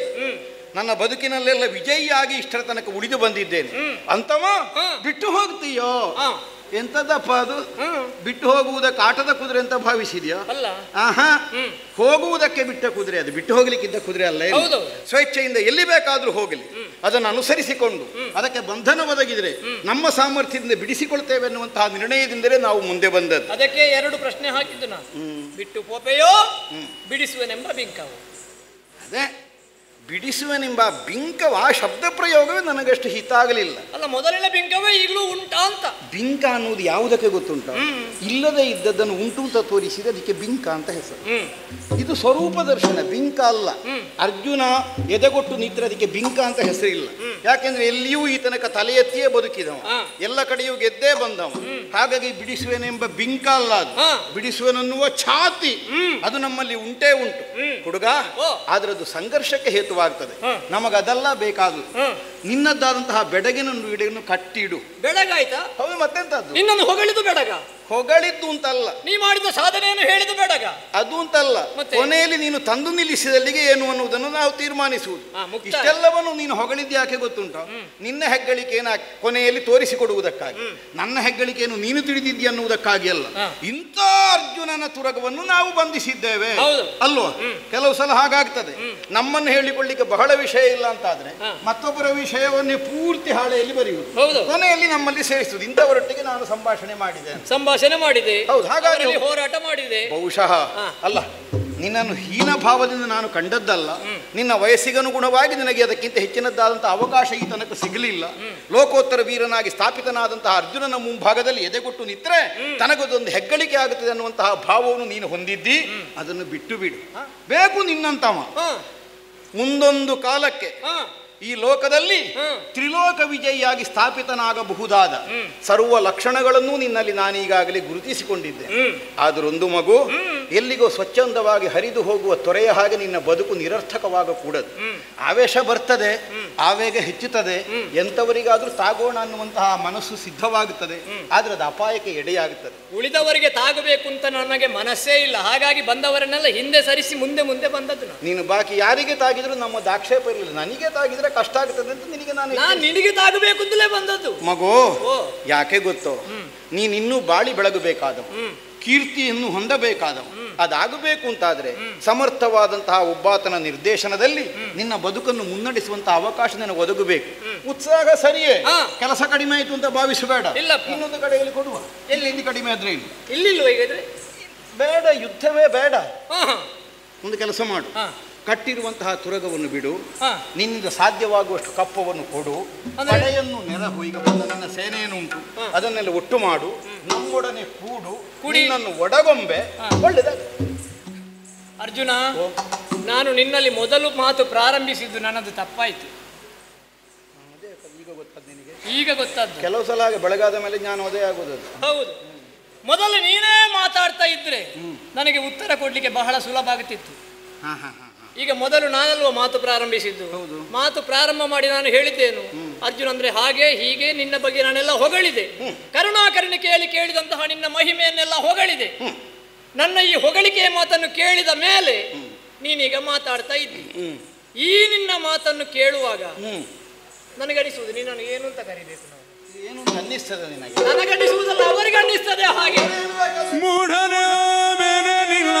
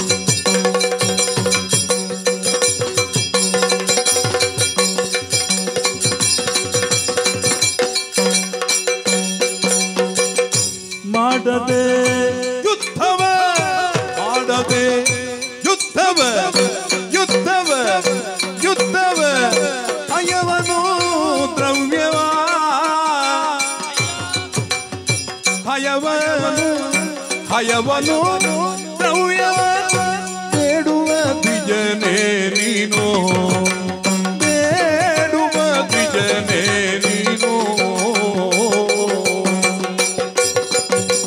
ಮಾಡಬೇಯುತ್ತವ ಭಯವನು ದ್ರವ್ಯವ ಬೇಡುವ ದ್ವಿಜನೇ ನೀನು.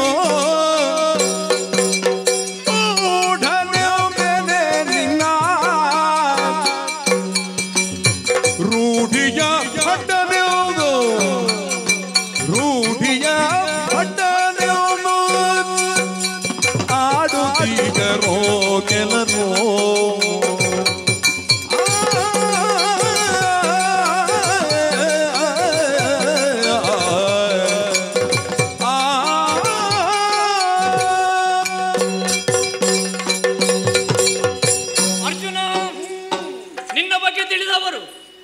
ಪರಾಕ್ರಮವನ್ನು ಕಂಡವರು, ಅಲ್ಲ ಕರುಣಾಕರುಣಿಕೆಯಾಗಿ ಕೇಳಿದವರು ಎಲ್ಲರೂ ನಿನ್ನನ್ನು ಹೇಳುವುದು ಹೇಗೆ? ಭಟ, ಅರ್ಜುನ ಒಬ್ಬ ಸುಭಟ ಎಂಬ ಹಾಗೆ ಹೇಳ್ತಾ ಇದ್ದಾರೆ. ಅರ್ಜುನನನ್ನು ಭಟ ಅಂತ ಹೇಳುವವರು ಮೂಢರೇ? ಹುಟ್ಟಿತು ಮೂಢನೆಂಬರೆ ನಿನ್ನ, ಮೂಢನೆಂಬೆನೆ ನಿನ್ನ. ನಿನಗೆ ಒಂದು ಸಂದಿಗ್ಧ ಈಗ. ಹೌದೌದು. ಹೇಳಿದವರು ಮೂಢರ ಅಲ್ಲ, ನಾನು ಮೂಢ ಅಂತ ಹೇಳಬೇಕಾ? ಹೇಳಬಾರದು ಅಂತ ನಮಗೆ ಇಚ್ಛೆ ಇರುವುದು, ಆದ್ರೆ ನಿನ್ನ ಮಾತನ್ನು ಕೇಳುವಾಗ ನಮಗೆ ಹಾಗೆ ಅನಿಸ್ತದೆ. ಕೆಲವು ಸಂದರ್ಭದಲ್ಲಿ ಹಾಗೆ ದೂರದಲ್ಲಿರುವಂತಹ ಬೆಟ್ಟ ನಮಗೆ ಕಣ್ಣಿಗೆ ಕಾಣುವಾಗ ನುಣ್ಣಗೆ ಕಾಣುತ್ತದೆ. ದೂರದಿಂದ ಪರ್ವತ ರಮ್ಯವಾಗಿ ಕಾಣುತ್ತದೆ. ಹತ್ತಿರ ಹೋಗಿ ನೋಡಿದರೆ ಆ ರಮ್ಯತೆ ಅದರಲ್ಲಿ ಇರುವುದಿಲ್ಲ. ಎತ್ತರ ತಗ್ಗು ಕಲ್ಲು ಮುಳ್ಳೆಲ್ಲ ಇರ್ತದೆ. ನಾನು ಕೂಡ ಹಾಗೆ ಅರ್ಜುನ ಅಂತ ಹೇಳಿದ್ರೆ ರಮ್ಯವಾದಂತಹ ಒಂದು ಬೆಟ್ಟ ಅಂತ ನಾವು ಭಾವಿಸಿದ್ವಿ. ನಿನಗೆ ಜಾರು ಬಂಡಿಗೆ ಆದೀತು ಅಂತ ಭಾವಿಸಿದ್ದೀನಿ. ಹೌದು. ಈಗ ಹತ್ರಕ್ಕೆ ಬರುವಾಗ ಗೊತ್ತಿದೆ ಕಲ್ಲು ಮುಳ್ಳುಂಟು, ಕೈ ಕಾಲಿಗೆ ಗಾಯ ಆಗ್ತದೆ. ನಿನ್ನ ಮಾತು ಕೇಳುವಾಗ ಈಗ ನೀನೇ ಜಾರುವ ಸ್ಥಿತಿಯಲ್ಲಿದ್ದೀಯೋ ಅಂತ. ಒಬ್ಬ ಭಟನಾದಂತಹ ನೀನು, ಸುಭಟನಾದಂತಹ ನೀನು, ನಿನ್ನವರನ್ನು ಸೋಲಿಸಿದಂತಹ ಸುಧನ್ವನಲ್ಲಿ ಬಂದು ಈ ರೀತಿಯ ನೀನು ಮಾತಾಡುವುದು? ನಿನ್ನವರನ್ನು ಬೀಳಿಸಿದ ನನ್ನನ್ನು ಬೀಳಿಸಬೇಕಿತ್ತು, ಯುದ್ಧ ಮಾಡಬೇಕಿತ್ತು. ನನ್ನ ಅಪೇಕ್ಷೆಯೂ ಅದೇ, ಸುಧನ್ವಾರ್ಜುನ ಕಾಳಗಾಗಬೇಕು. ಆದರೆ ಯುದ್ಧ ಮಾಡುವುದಿಲ್ಲ. ಕುದುರೆಯನ್ನು ಬಿಡು, ಕಪ್ಪ ಕಾಣಿಕೆಯನ್ನು ಕೊಡು, ದ್ರವ್ಯ ಕೊಡು. ಅರ್ಜುನ, ಕುದುರೆಯನ್ನು ಬಿಡುವುದೇ ನಮ್ಮ ಉದ್ದೇಶ ಹೌದು ಅಂತಾದರೆ ಕಟ್ಟಿದ್ಯಾಕೆ ಅನ್ನುವ ಪ್ರಶ್ನೆ ಬರುವುದಿಲ್ಲ. ಅಲ್ಲ, ಕೆಲವು ಸಲ ಬಿಡ್ಲಿಕ್ಕಾಗಿ ಕಟ್ಟಬೇಕಾಗಿ ಬರ್ತದೆ. ಹೌದೌದು. ಈಗ ನಿನ್ನ ಜೊತೆಯಲ್ಲೇ ಬರುವುದು ನನ್ನ ಉದ್ದೇಶ ಹೌದು ಅಂತಾದರೆ ಕುದುರೆಯನ್ನು ಕಟ್ಟಬೇಕು ಅಂತ ಇಲ್ಲ. ನೀನು ಬಂದಾಗ ಕುದುರೆಯನ್ನು ಕಟ್ಟದೆ ನನಗೆ ನಿನ್ನ ಜೊತೆಯಲ್ಲಿ ಬರಲಿಕ್ಕೆ ಮನಸ್ಸುಂಟು, ಈ ಸಲ ನಿನ್ನ ಜೊತೆಯಲ್ಲಿ ತಿರುಗಾಟ ಮಾಡ್ತೇನೆ, ಕರ್ಕೊಂಡು ಹೋಗು ಅಂತ ನಾನೇ ಹೇಳ್ತಿರ್ಲಿಲ್ವಾ? ಹೇಳಿದೆವ ನಾವು? ಆದ್ರೆ ಒಂದುಂಟು, ಕೇಳಿ ತಿರುಗಾಟಕ್ಕೆ ಬಂದ್ರೆ ಕೆಲಸ ಪೂರ್ತಿ ಸಿಗ್ತದೆ ಅಂತ ವಿಶ್ವಾಸ ಇಲ್ಲ. ನಾವೇ ಕೇಳಿ ಕರ್ಕೊಂಡು ಹೋದ್ರೆ ಕೆಲಸಕ್ಕೆ ತೊಂದರೆ ಆಗುದಿಲ್ಲ. ಅದೇ ನಿನ್ನ ಜೊತೆಯಲ್ಲಿ ಹಾಗೆ ಬರ್ಲಿಕ್ಕೆ ನಮಗೆ ಮನಸ್ಸಿಲ್ಲ. ಈಗ ನೀನೊಬ್ಬ ಮೂರು ಲೋಕದ ಗಂಡನಾಗಿ ಸುಧನ್ವ ಬಹಳ ಒಳ್ಳೆಯ ಪರಾಕ್ರಮ ಅಂತ ನೀನು ಮಾತಿನಲ್ಲಿ ಹೇಳಿಕೊಡುವಂತ ಗೌರವ ನಮಗೆ ಬೇಡ. ನನ್ನ ಯೋಗ್ಯತೆ ಏನು ಅನ್ನೋದು ನಿನ್ನ ಮುಂದೆ ಕಾಣಿಸಬೇಕು. ಆ ಮೂಲಕವಾಗಿ ನಾನು ದುಡಿದದ್ದಕ್ಕೆ ನೀನು ವೇತನ ಕೊಡಬೇಕು. ಧರ್ಮಕ್ಕೆ ಒಬ್ಬರು ನಮಗೆ ಸನ್ಮಾನ ಮಾಡ್ತಾರೆ ಅಂತ ಹೋಗುವವರಲ್ಲ ನಾವು. ನಮ್ಮ ಸಾಧನೆಯನ್ನು ಕಂಡು ನಮಗೆ ಸಮ್ಮಾನಗಳು ಸಿಗಬೇಕು. ಅದು ನಮ್ಮದು ಉದ್ದೇಶ. ನಾನು ಆಯ್ಕೆಯಲ್ಲಿ ಅಸಮರ್ಪಕ ಅಂತ ಆಕ್ಷೇಪ ನಿನ್ನದು. ಹೌದೌದು. ನಿನ್ನನ್ನು ಕರ್ಕೊಂಡು ಹೋಗ್ತೇನೆ, ನೀನು ಹುಡುಗ ಎಂಬ ಹಾಗೆ ಹೇಳ್ತಿ. ಈಗ ನಿನ್ನಲ್ಲಿ ಯುದ್ಧ ಮಾಡಬೇಕು ಅಂತಾದ್ರೆ ನಾನು ಹುಡುಗ ಅಂತ ಹೇಳುವ ನೀನು? ನಾನು ಕೇವಲ ಹುಡುಗ ಅಂತ ಹೇಳಿದ್ದು ಮಾತ್ರ ಅಲ್ಲ, ಮುಂದಕ್ಕೆ ಲೋಕದಲ್ಲಿ ದಡಿಗನಾಗಬಹುದಾದ ಅರ್ಹತೆಯನ್ನು ನಿನ್ನಲ್ಲಿ ಗುರುತಿಸಿದ್ದೇನೆ ಅಂತಲೇ ಹೇಳಿದ್ದು. ಅಂದ್ರೆ ಬೇರೆ ಕಡೆಯಲ್ಲಿ ಅವಕಾಶ ಕೊಡ್ತೇನೆ ಅಂತ ಹೇಳುವುದಲ್ವ? ಈಗ ನಿನ್ನ ಮಾತನ್ನು ಒಪ್ಪಿ ನಾನು ನಿನ್ನ ಜೊತೆಯಲ್ಲಿ ಬರ್ತೇನೆ, ಬೇರೆ ಕಡೆಯಲ್ಲಿ ಯುದ್ಧ ಆಗ್ತದೆ, ನಾನು ಮತ್ತೊಬ್ಬರಲ್ಲಿ ಹೋರಾಟ ಮಾಡ್ಲಿಕ್ಕೆ ಹೋಗ್ತೇನೆ. ಆಗ ಅವನು ಹೇಳುದು, ನೀನು ಹುಡುಗ, ನಿನ್ನಲ್ಲಿ ನಾನು ಯುದ್ಧ ಮಾಡುವುದಿಲ್ಲ, ನನ್ನೊಟ್ಟಿಗೆ ಬಾ, ಮತ್ತೊಂದು ಕಡೆಯಲ್ಲಿ ಅವಕಾಶ ಕೊಡ್ತೇನೆ. ನಮ್ಮ ಜೀವಮಾನ ಇಡೀ ಅವಕಾಶ ಹುಡುಕುವುದೇ ಆಯ್ತಲ್ಲ ಪುಣ್ಯಾತ್ಮ. ಹೇಳುವ ವಾಕ್ಯ ಏನು ಅನ್ನುವುದು ಮುಖ್ಯ ಅಲ್ಲ, ವಾಕ್ಯ ಹೇಳಿದವನೇನು ಅನ್ನುವುದು ಬಹಳ ಮುಖ್ಯ. ಹೌದಾ? ಮೂರು ಲೋಕದ ವಿಜಯಿಯಾದ ಅರ್ಜುನ ಹೇಳುವುದಕ್ಕೂ ಮೂರು ಲೋಕದಲ್ಲಿ ಬೇರೆಯವರು ಹೇಳುವುದಕ್ಕೂ ಬಹಳ ವ್ಯತ್ಯಾಸ ಉಂಟು. ಈಗ ಹುಡುಗ ಅಂತ ನನ್ನನ್ನು ನೀನು ನೋಡ್ಬೇಕು ಅಂತ ಇಲ್ಲ. ಈಗ ನೀನು ದೊಡ್ಡವನಾಗಬಹುದು, ನಾನು ಹುಡುಗವನಾಗಬಹುದು, ಸಾಮ್ಯತೆ ಇಲ್ಲ ಅಂತ ನೀನು ಹೇಳ್ಬೋದು.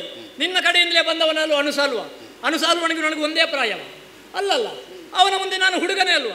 ಹಾಗಿದ್ರೆ ಹುಡುಗನಾದ ನನ್ನ ಮುಂದೆ ಅನುಸಾರವನ್ನು ನೀನು ಕಳುಹಿಸಿಕೊಟ್ಟದ್ದು ಯಾಕೆ ಅನ್ನುವಂಥ ಪ್ರಶ್ನೆ ಬರುವುದಿಲ್ವ? ಅನುಸಾರವನ್ನು ಕಳಿಸಿಕೊಟ್ಟು ಈಗ ನೀನು ಹುಡುಗ ಅಂತ ಹೇಳ್ತಿಂತಾದ್ರೆ ಅದುವೇ ನಮಗೆ ಚೋದ್ಯ ಆಗುವುದು. ಜೊತೆಯಲ್ಲಿ ಯುದ್ಧವನ್ನು ಮಾಡದೆ ನಿನಗೆ ಕೂಡಿದಷ್ಟು ಕಪ್ಪವನ್ನು ಕೊಡು ಅಂತ ಹೇಳ್ತಿ. ಅಲ್ಲಿಯವರೆಗೆ ಮುಟ್ಟಿತಲ್ವ ನಿನ್ನ ಪರಿಸ್ಥಿತಿ? ಮೊದಲೆಲ್ಲ ಸಾಧನೆ ಮಾಡಿ ಯುದ್ಧ ಮಾಡಿ ಅವರನ್ನು ಸೋಲಿಸಿ ಕಪ್ಪ ಕಾಣಿಕೆಯನ್ನು ಪಡೆಯುತ್ತಾ ಇದ್ದವ ನೀನು. ಈಗ ಯುದ್ಧವನ್ನು ಮಾಡದೆ ನಿನಗೆ ಕೂಡಿದಷ್ಟು ಕೊಡು ಅಂತ ಹೇಳ್ತಿಂತಾದ್ರೆ ಅರ್ಜುನನ ಸ್ಥಿತಿ ಎಲ್ಲಿಯವರೆಗೆ ಬರಬೇಕು? ಈ ದಾನ ಬೇಡುವುದು ಯಾರು ಗೊತ್ತುಂಟ?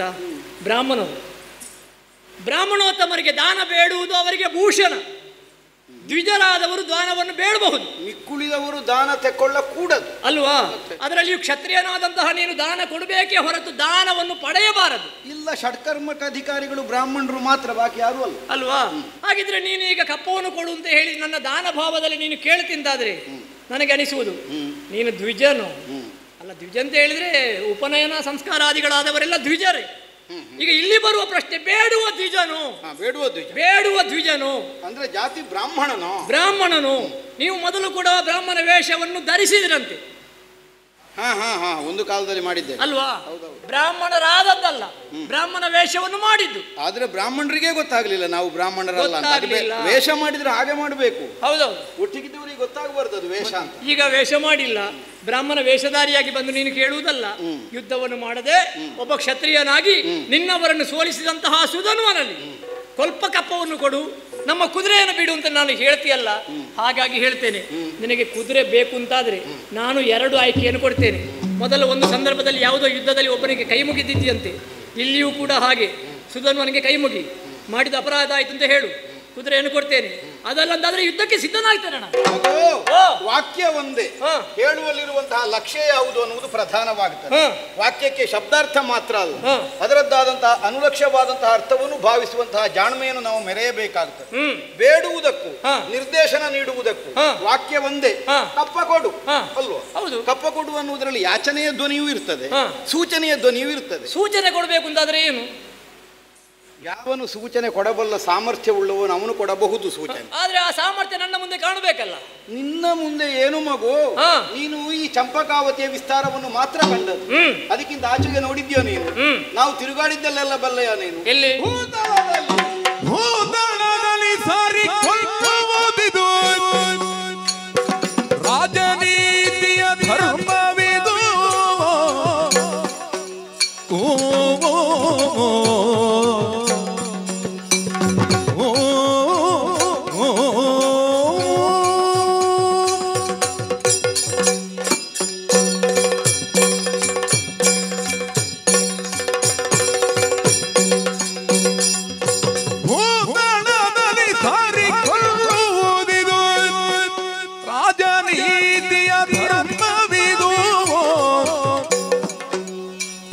ನೀತರಣನು ನಿನ್ನೊಳುಲ್ಲೆರಣವ, ನೀತರಣನು ನಿನ್ನೊಳುಲ್ಲೆರಣವ, ನಿನ್ನ ತಾತನ ಕರೆಸಿಕೊಡು.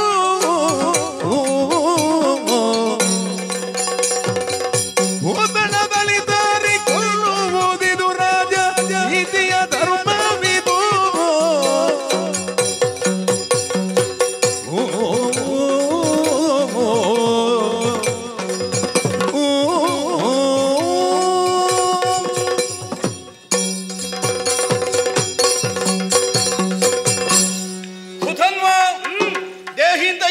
ಬೇಕಾದ ಬಡತನ ಏನು ನಮಗೀಗ ಇಲ್ಲ. ಮತ್ತೆ ಚಕ್ರವರ್ತಿ ಮನೆತನಕ್ಕೆ ಅನುಗುಣವಾಗಿ ಬಾಳಿ ಬದುಕಬಹುದಾದಂತಹ ಅರ್ಹತೆಯನ್ನೆಲ್ಲ ನಾವು ಈಗಾಗಲೇ ಗಳಿಸಿಕೊಂಡವರು.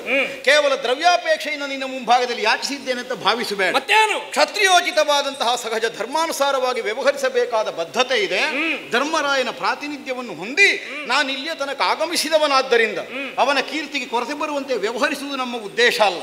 ಭೂತಳದಲ್ಲಿ ಸಾರಿಕೊಳ್ಳುವುದು ರಾಜನೀತಿಗೆ ಸಂಬಂಧಿಸಿದಂತಹ ಧರ್ಮ. ನೀನು ಸಣ್ಣವ, ಈ ಮೊದಲು ಹೇಳಲಿಲ್ಲ ನಿನ್ನ ಹತ್ರ ನಾನು, ಅದೀಗ ಹೇಳದೆ ಉಪಾಯ ಇಲ್ಲ. ನಿನ್ನೊಳೊಲ್ಲೆ ರಣವ, ಯಾಕೆ ತೀರಾ ಎಳೆಯಮ, ಯುದ್ಧಕ್ಕೊಂದು ಸಮಾನತೆ ಬೇಕು. ಈ ಉದ್ದೇಶಕ್ಕಾಗಿ ಮಾತ್ರ ಹೇಳ್ತಾ ಇರುವುದಲ್ಲ.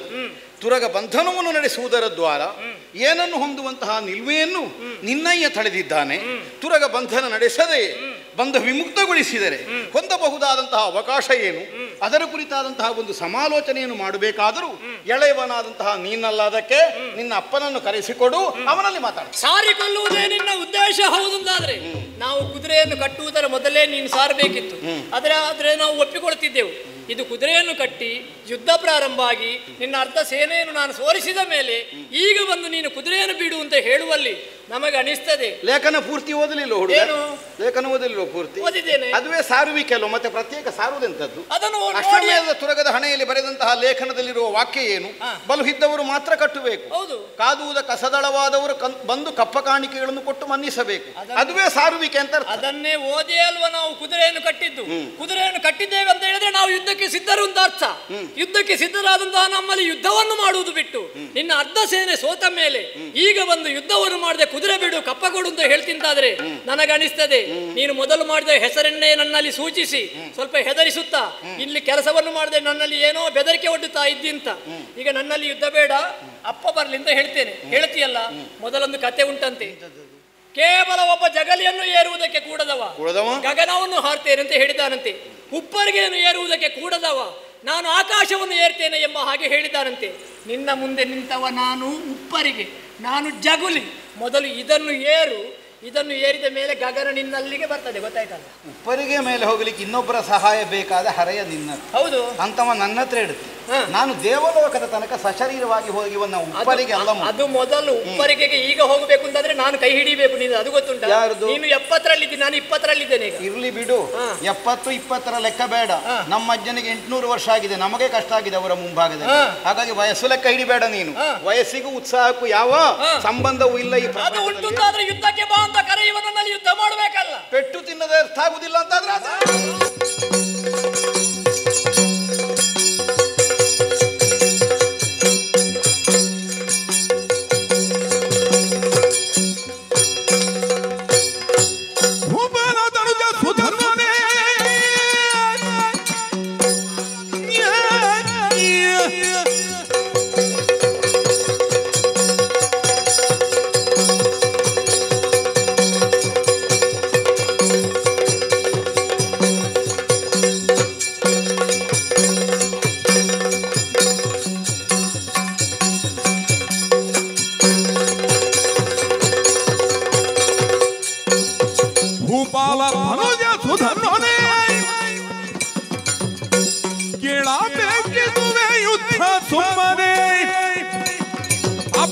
ಬಂದಡುಂಬಿಗೆ ಹಿಲಲಾಪನೆ ಎನ್ನಯ ಮುಳಿಸಿಗೆ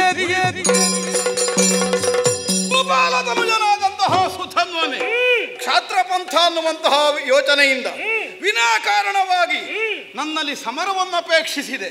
ಪ್ರತ್ಯಕ್ಷವಾಗಿ ಪಿನಾಕಿಯೇ ಬಂದರೂ ಒಂದೊಮ್ಮೆಗೆ ಸಮರದಲ್ಲಿ ಅವನನ್ನು ದೆಸೆಗಡಿಸಬಲ್ಲ ಸಾಮರ್ಥ್ಯವನ್ನು ಹೊಂದಿದ ಕುರುಕ್ಷೇತ್ರದಲ್ಲಿ ಇದಿರಾದ ಭೀಷ್ಮದ್ರೋಣ ಕರುಣಾದಿ ಪಟುಭಟರನ್ನು ತೆರೆಗೊರಗಿಸಿದ ತ್ರಿಲೋಕ ವಿಜಯಿಯಾದ ಪಾರ್ಥನಲ್ಲಿ ಯುದ್ಧವನ್ನು ಅಪೇಕ್ಷಿಸಿ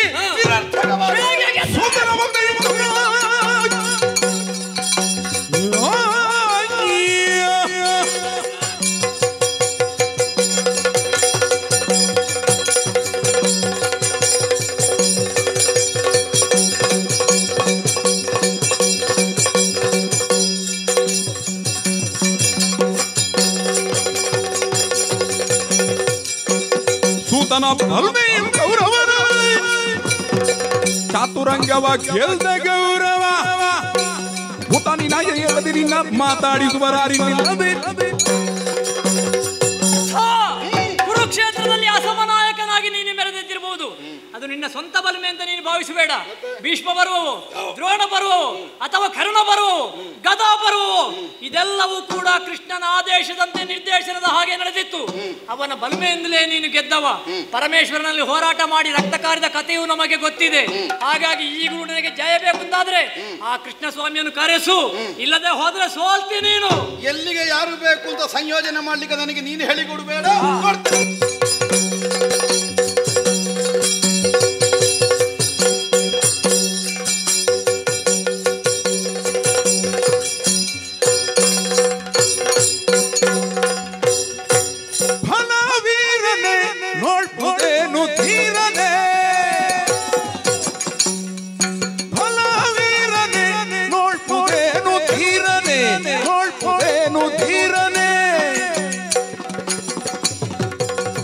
ಫಲ ರೇ ಚೂರನೆ ಕಲಹದಲ್ಲಿ ಮೆಚ್ಚಿದೆ.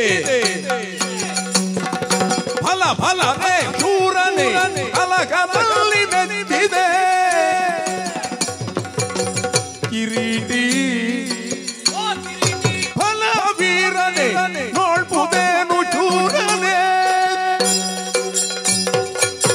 ಅರ್ಜುನ, ಜಿಷ್ಣು, ಶ್ವೇತವಾಹನ, ಭೀಮಸ್ಸು, ಧನಂಜಯ, ಕೃಷ್ಣ, ಕಿರೀಟಿ 10 ಹೆಸರುಗಳನ್ನು ಪಡೆದವನಂತೆ ನೀನು. ಹೇಳು ಬಿಸಿ ಕಡಿಮೆ ಆಗ. ಹೌದೌದು, ಬಿಸಿ ಕಡಿಮೆ ಆಗಬೇಕು ಅಂತಂದ್ರೆ ನಿನ್ನ ಬಿಸಿ ಎಲ್ಲ ಹೋಗಿದೆಯಲ್ವ? ನನಗೆಲ್ಲ ಹೇಳಿದವನಿಗೆ ಹೇಳಿದ್ ನಾನು. ನಿವಾತಕ ಹೋತರನ್ನು ಸೋಲಿಸಿದಾಕ್ಷರವೇ ನಿನ್ನಯ್ಯನಾದಂತಹ ದೇವೇಂದ್ರ ಅವನ ಅರ್ಧಾಸನದಲ್ಲಿ ನಿನ್ನನ್ನು ಕುಳ್ಳಿರಿಸಿ ನಿನ್ನ ತಲೆಗೆ ಕಿರೀಟವನ್ನು ಇಟ್ಟು ನೀನು ಕಿರೀಟಿ ಅಂತ ಹೇಳಿದ್ದನಂತೆ. ಆದ್ರೆ ಈಗ ನೋಡುವಾಗ ಕಿರೀಟ ಕೆಳಗೆ ಕಾಣ್ತದಲ್ಲ, ಮತ್ತೆ ತಲೆ ತಗ್ಗಿಸಿದ್ದು. ಏನು ನೋಡುವುದು? ಯಾವ ಕಡೆಯಿಂದ ಹೋಗುವುದು ಅಂತ ಆಲೋಚನೆ ಮಾಡುವುದಾ? ಎಲ್ಲಿಂಟು ಹಿಂದೆ ಮಾಡಿದಂತಹ ಪರಾಕ್ರಮ, ಶಬರ ಶಂಕರ ವಿಲಾಸ, ಆಮೇಲೆ ನಿವಾತ ಕವಚರನ್ನು ಕೊಲ್ಲುವಾಗ ಉಪಯೋಗ ಮಾಡಿದಂತಹ ಸಾಧನೆ, ಅದು ಯಾವುದಿದ್ರೂ ಕೂಡ ಈಗ ನನ್ನ ಜೊತೆ ತೋರಿಸುವುದಕ್ಕಾಗಿ ಬರಬೇಕು. ಹೇಳಿದೆಯಲ್ಲ ಹುಡುಗ ಅಂತ, ಹುಡುಗ ಮಾಡಿದಂತಹ ಸಾಧನೆಯನ್ನು ನೋಡಿದ್ಯಾ? ಹಾಗಾಗಿ ಹೇಳ್ತೇನೆ, ಈಗಲೂ ನಿನಗೆ ಜಯ ಬರಬೇಕು ಅಂತಾದ್ರೆ ಕೃಷ್ಣನನ್ನು ಕರೆಸು. ಆ ಸ್ವಾಮಿ ಕೂತ್ಕೊಳ್ಬೇಕಾದ ಜಾಗದಲ್ಲಿ ಒಬ್ಬ ಸಾರಥಿ, ಅವನ ಪರಿಸ್ಥಿತಿ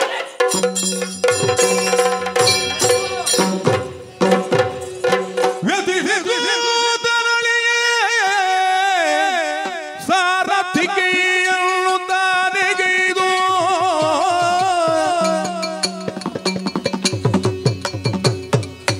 ಪತುಳ ಬಲ ಕಿರೀಟಿ ಮಗ ರಥದಿ ಗಜರುತ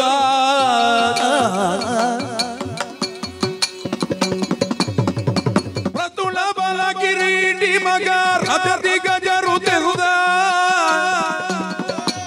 ಇವನ ಮಥಿಸದಿರಲು ವ್ಯರ್ಥವೆಲ್ಲ ಪೃಥೆಯು ಪಡೆದುನು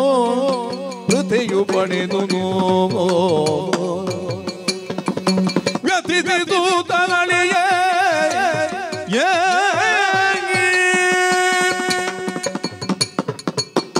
ತೂತನು ಅಳಿದು ಹೋದ. ಅವನ ಅಳಿವಿಗಾಗಿ ನಮ್ಮ ಅಂತರ್ಯದಲ್ಲಿ ವ್ಯಥೆ ಮೂಡುತ್ತದೆ. ಸೋತಿದ್ದೇನೆ ನಾನು ಅನ್ನುವುದಕ್ಕಾಗಿ ಖೇದವಲ್ಲ. ಯಾಕೆ ಸೋಲು ಬಂತು, ಇದರ ಹಿನ್ನೆಲೆ ಏನು ಅನ್ನುವುದರ ಕುರಿತು ಯೋಚಿಸಬೇಕಾದಂತಹ ಪ್ರಮೇಯ ಇದೆ ಅನ್ನುವುದು ಸ್ಪಷ್ಟ. ಏನು ಇನ್ನೂ 20 ವರ್ಷ ಪೂರ್ತಿ ಕಳೆಯದೇ ಇದ್ದ ಸುಧನ್ವ ನಾಮಕನಾದ ಹುಡುಗನಲ್ಲಿ ತ್ರಿಲೋಕ ವಿಜಯಿಯಾದಂತಹ ಪಾರ್ಥ ಸೋಲುವುದಕ್ಕೆ ಸಾಧ್ಯವೇ? ಹಾಗಿದ್ದರೆ ಪೃಥಾದೇವಿ ನನ್ನನ್ನು ಇಂದ್ರೋಪಾಸನೆಯ ಮೂಲಕವಾಗಿ ಇಂದ್ರನ ಪ್ರಸನ್ನತೆಯನ್ನು ಸಂಪಾದಿಸಿ ಪಡೆದದ್ದರ ಔಚಿತ್ಯ ಎಲ್ಲಿ ಉಳಿಯುತ್ತದೆ? ಪಡೆಯುವ ಕಾಲದಲ್ಲೇ ತಂದೆ ತಾಯಿಗಳು ಸಂಕಲ್ಪಿಸಿದರಂತೆ, ಈ ಪ್ರಪಂಚದಲ್ಲಿ ಧಾರ್ಮಿಕನೂ ಬಲವಂತನೂ ಆದಂತಹ ಮಗನೊಬ್ಬ ಬೇಕು. ಅದಕ್ಕಾಗಿ ಇಂದ್ರೋಪಾಸನೆಯನ್ನು ವರ್ಷಕಾಲ ನಡೆಸಿ ಅವನ ಅನುಗ್ರಹ ವಿಶೇಷಕ್ಕೆ ಪಾತ್ರವಾಗಿ ಆಮೇಲೆ ದೂರ್ವಾಸೋಪದೇಶವಾದಂತಹ ಮಂತ್ರದ ಮೂಲಕವಾಗಿ ಇಂದ್ರಾನುಗ್ರಹದಿಂದ ನನ್ನನ್ನು ಸಂತಾನವಾಗಿ ಹೊಂದಿದ ಕಾಲಕ್ಕೆ ಲೋಕದಲ್ಲಿ ಅಶರೀರವಾಣಿಯ ಮೂಲಕವಾಗಿ ನನ್ನ ಭವಿಷ್ಯದ ಯೋಗ್ಯತೆ ಘೋಷಿಸಲ್ಪಟ್ಟಿತಂತೆ. ಹಿರಿಯರು ಹೇಳುವುದನ್ನು ನಾವು ಕೇಳಿದ್ದೇವೆ. ಕಾರ್ತವೀರ್ಯ ಸಮವಿಕ್ರಮನಾಗಿ ಪರಶುರಾಮರನ್ನು ಮೀರಬಲ್ಲಂತಹ ಯೋಗ್ಯತೆಯಿಂದ ಪ್ರತ್ಯಕ್ಷ ಪರಶಿವನಿಗೆ ಸರಜಂಡಿಯಾಗಿ ಪ್ರಪಂಚದಲ್ಲಿ ತ್ರಿಕಾಲಗಳಲ್ಲಿ ಕಾಣಿಸಿಕೊಳ್ಳಬಹುದಾದ ಸತ್ವ ಸಂಪನ್ನ ಇವನ ಕಾರಣದಿಂದಲೇ ಚಂದ್ರವಂಶದ ಕೀರ್ತಿಯ ಭಾಗ್ಯೋದಯವಾಗುತ್ತದೆ. ಹಾಗಿದ್ರೆ ಆ ದೇವವಾಣಿ ಸುಳ್ಳಾಗಿ ಹೋಗ್ತದೆ. ಈ ಹುಡುಗನಲ್ಲಿ ನಾನು ಸೋಲುವಂತಹ ಸ್ಥಿತಿ ಬರ್ತದೆ ಅಂತಾದರೆ ಏನಿದರ ಹಿನ್ನೆಲೆ? ಹಾಗಿದ್ದು ಶಾಶ್ವತವಾದ ಸೋಲಲ್ಲ, ಕೇವಲ ತಾತ್ಕಾಲಿಕವಾದ ಸೋಲು ಮಾತ್ರ. ಆದರೂ ಯಾಕೆ ಬಂತು ಭಾವಿಸಿದರೆ ನಮಗೀಗ ಅರ್ಥವಾಗುತ್ತದೆ. ಹೌದು, ಮಾತಿಗೆ ಅವ ಹೇಳ್ತಾ ಇದ್ದಾನೆ, ಕೃಷ್ಣನನ್ನು ಭರಿಸು. ನಾವು ಕೇವಲ ನಮ್ಮ ಸತ್ವದಿಂದಷ್ಟೇ ವಿಜಯವನ್ನು ಹೊಂದಿದ್ದೇವೆ ಅನ್ನುವಂತಹ ಭ್ರಾಮಕವಾದ ಪ್ರಪಂಚದಲ್ಲಿ ಈಗಲೇನು ಬದುಕುತ್ತಿರುವವರಲ್ಲ. ಕಾಲಕಾಲಕ್ಕೆ ನಮ್ಮನ್ನು ಎಚ್ಚರಿಸಿ ನಮಗೆ ಅನುಕೂಲನಾಗಿ ಒದಗಿ ನಂಬಿದವರನ್ನು ಕಾಯುವಂತಹ ದೈವವಾಗಿ ನಮ್ಮ ಒಂದಿಗೆ ಒದಗಿ ಬಂದಂತಹ ಶ್ರೀಕೃಷ್ಣ ಸ್ವಾಮಿಯ ಅನುಗ್ರಹ ವಿಶೇಷ ಸದಾ ಸರ್ವದಾ ನಮ್ಮ ಮೇಲಿದೆ. ಈ ಭಾವದಿಂದಲೇ ನಾವು ಮುಂದಾದರೆ ಇಂದೀಗ ಅದು ನಿರರ್ಥಕವಾಗಿ ಹೋಯ್ತಲ್ಲ. ಒಬ್ಬ ಮಹಾರಥಿಯಾದವ ಸಾರಥಿಗಾಗಿ ಕಣ್ಣೀರಿಳಿಸುವುದಕ್ಕೇನೂ ಇಲ್ಲ. ನನ್ನ ರಥವನ್ನು ನಾನೇ ಮುನ್ನಡೆಸಿಕೊಂಡು ಇವನೊಡನೆ ಹೋರಾಡುವ ಸಾಮರ್ಥ್ಯಕ್ಕಿಂತ ನಾನೀಗಲೂ ಹೊರತಲ್ಲ. ಆದರೆ ಒಂದು ಪ್ರಶ್ನೆ ಹುಟ್ಟಿತು, ಈ ವಿರೋಧಿಯೊಡನೆ ಕಾದ ಲಾಭ ಪಡೆಯುವುದು ಯಾವ ವಿಧಾನದಲ್ಲಿ ಹೋರಾಟ ಮಾಡಬೇಕು? ಕಾಯ್ದೆಣ್ಣೆಯ ಕೊಪ್ಪರಿಗೆಯನ್ನು ಸೇರಿದರೂ ಮೈಯ ಕೂದಲು ಕರಟದ ಹಾಗೆ ಬದುಕಿ ಬಂದಂತಹ ಸುಧನ್ವನ ಹಿನ್ನೆಲೆಯನ್ನು ನಾವು ಬಲ್ಲವರಾದ್ದರಿಂದಲೇ ಯಾವ ವಿಧದಿಂದ ಇವನಲ್ಲಿ ಹೋರಾಟವನ್ನು ನಡೆಸಬೇಕು ಇದನ್ನು ತೀರ್ಮಾನಿಸುವಲ್ಲಿ ನಮಗೀಗೊಂದು ಸಂದಿಗ್ಧ ಬಂದು ಹೋಗಿದೆ. ಯುದ್ಧ ಬೇಡ ಅಂತ ನಿವಾರಿಸುವುದಕ್ಕೆ ಮುಂದಾದರೆ ಯುದ್ಧ ಬೇಕು ಅಂತ ಹುಡುಗ ಹಠ ಹಿಡಿಯುತ್ತಾನೆ. ಅನಿವಾರ್ಯವಾಗಿ ಯುದ್ಧ ಮಾಡಿದ ಕಾಲಕ್ಕೆ ಗೆಲುವನ್ನು ಕಂಡುಕೊಳ್ಳುವುದಕ್ಕೆ ನಮಗೆ ಸಾಧ್ಯವಾಗುವುದಿಲ್ಲ. ಏನು ನಾವು ನಮ್ಮ ರಟ್ಟೆಯ ಬಲದ ವಿಶ್ವಾಸದಿಂದಷ್ಟೇ ಕುದುರೆ ಬೆಂಗಡೆಯಲ್ಲಿ ಹೊರಟು ಬಂದವರು ಅಲ್ಲವಲ್ಲ. ಹೊರಟು ಬರುವ ಕಾಲಕ್ಕೆ ಕೃಷ್ಣಸ್ವಾಮಿ ಅಭಯವನ್ನು ಇಟ್ಟಿದ್ದು, ನಾ ಸದಾ ಸರ್ವದಾ ನಿಮಗೆ ರಕ್ಷಕನಾಗಿ ನಾನಿದ್ದೇನೆ. ಆದರೆ ಈಗ ಸಹಾಯ ಬರಲಿಲ್ಲ ಅಲ್ಲ. ಹಾಗಿದ್ರೆ ನಾವು ಮಾಡಬೇಕಾಗತ್ತೆ ಅವನನ್ನೇ ನೆರವರಿಕೆ ಮಾಡಿಕೊಳ್ಬೇಕಾಗುತ್ತೆ. ದೇವ ಕೃಷ್ಣ ನೀನೇ ದೇವ ಕೃಷ್ಣ ನೀನು ನಮ್ಮ ಭಾವನೆಂದು ನಂಬಿ ಜಗದೇ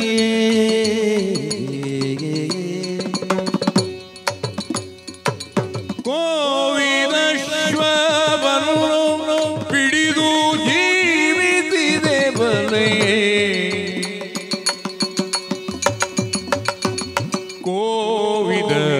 ಕೋವಿದಶ್ವವನ್ನು ಪಿಡಿದು ಜೀವಿಸಿದೀವಲಯ್ಯ ಮುಂದೆ ವಿರೋಧಿಗಳೇ ಕಾದಲಾವ ಪರಿಗಣ ಜ್ಯೋತಿಯೊಡನೆ ಕಾದಲಾವ ಪರಿಯೊಡೋ ದೇವ ಕೃಷ್ಣ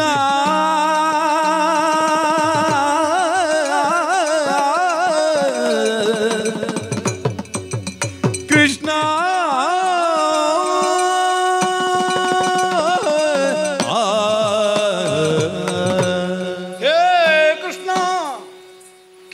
ನನ್ನ ಹೆಂಡತಿಗೆ ನೀನು ಅಣ್ಣ ಅನ್ನುವುದಕ್ಕಾಗಿ ಭಾವ ಅಲ್ಲ, ನಮ್ಮ ಅತ್ತೆಯ ಮಗ ನೀನು ಅನ್ನುವಂತಹ ಕಾರಣದಿಂದ ನೀನು ನಮಗೆ ಭಾವ ಅಲ್ಲ. ಅದಕ್ಕಿಂತ ಹೆಚ್ಚಾದಂತಹ ಒಂದು ಸಂಬಂಧ ಅಂತರಂಗದ ಭಾವದಿಂದ ನಮಗೆ ಸಿದ್ಧವಾದದ್ದು. ಜೀವದೇವರ ಸಂಬಂಧ, ನರನಾರಾಯಣರ ಸಂಬಂಧ. ಪ್ರಪಂಚದ ಜ್ಞಾನಿಗಳೆಲ್ಲ ಇದನ್ನು ಗುರುತಿಸಿದರು. ಪ್ರತ್ಯಕ್ಷವಾದ ಪರಶಿವನೇ ಆಡಿದ. ನರನಾರಾಯಣರೇ ಈಗ ಕೃಷ್ಣಾರ್ಜುನರಾಗಿ ಪ್ರಪಂಚದಲ್ಲಿ ನೀವು ಕಾಣಿಸಿಕೊಂಡಿದ್ದೀರಿ. ಹಾಗಿದ್ರೆ ದೇವ ಕಾರ್ಯಾರ್ಥವಾಗಿ ಪ್ರಪಂಚದಲ್ಲಿ ನಮ್ಮ ಹುಟ್ಟಾದದ್ದು ಹೌದಾದರೆ ದೇವಪ್ರೀತ್ಯರ್ಥವಾಗಿ ಕೈಗೊಂಡ ಅಶ್ವಮೇಧದ ತುರಗದ ಬಂಧನವನ್ನು ಮುಕ್ತವಾಗಿಸುವಲ್ಲಿ ನಾನು ಸೋಲುವಂತಹ ಸ್ಥಿತಿ ಯಾಕೆ ಬರ್ತದೆ ಅಂತಾದರೆ ಆ ಹುಡುಗ ನನ್ನನ್ನು ಸೋಲಿಸಿದ್ದಲ್ಲ ಅನ್ನುವುದು ಸ್ಪಷ್ಟ. ಬಹುಶಃ ಕೃಷ್ಣಸ್ವಾಮಿಯ ಮನಸ್ಸು ಮಾಡಿರಬೇಕು, ಅರ್ಜುನ ಈ ಪ್ರಕರಣದಲ್ಲಿ ಸೋಲನ್ನು ಉಣ್ಣಬೇಕು. ಅದೇ ಹೌದಾದರೆ ಇನ್ನು ಮುಂದಕ್ಕೆ ನಾನು ಇರಿಸಬೇಕಾದ ಹೆಜ್ಜೆ ಏನು ಅನ್ನುವುದನ್ನು ನಿರ್ಣಯಿಸುವಲ್ಲಿ ನಾನು ಅಧಿಕಾರಿಯಲ್ಲ. ಇದೋ ನಿನ್ನ ಪಾದಮೂಲದಲ್ಲಿ ಪರಿಪೂರ್ಣವಾದ ಶರಣಾಗತಿಯಿಂದ ನಿನ್ನನ್ನೇ ಧ್ಯಾನಿಸ್ತಾ ಇದ್ದೇನೆ. ಇನ್ನು ಮುಂದೆ ಏನು? ಹಣ್ಣು ಕತ್ತಿಗಳೆರಡು ನಿನ್ನ ಕೈಯಲ್ಲಿ, ಬೇಕಾದಾಗೆ ಹೋಳು ಮಾಡಿ. ಉರಿದು ತಕ್ಷಣದೊಳಲಿಗೆ ಗೋವಿಂದನುಲಿದು ಬಂದ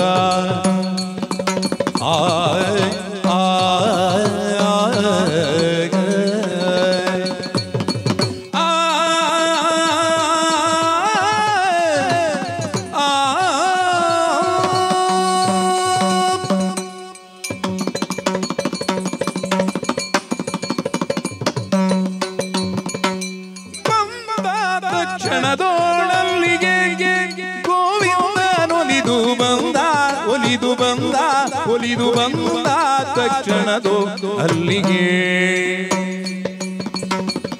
ಕಶ್ಯಪ ಮುಖ್ಯ ಮುನೀಶ್ವರರುಗಳು ಆಲಸ್ಯಮಿಲ್ಲದೆ ತಾವು ಮಾಡುವ ಧ್ಯಾನಕ್ಕೆ ಅದೃಷ್ಟ ನೆನಪ ಪರ ಬ್ರಹ್ಮಾನುಪಾತೆಗೆ ವಚನೆಂಬುದ ನಿರ್ಧರಿಸುವ ತೆರದಿ ಬಂದ ಒಲಿದು ಬಂದ ತಕ್ಷಣದೋಳಲ್ಲಿಗೆ ಗೋವಿಂದ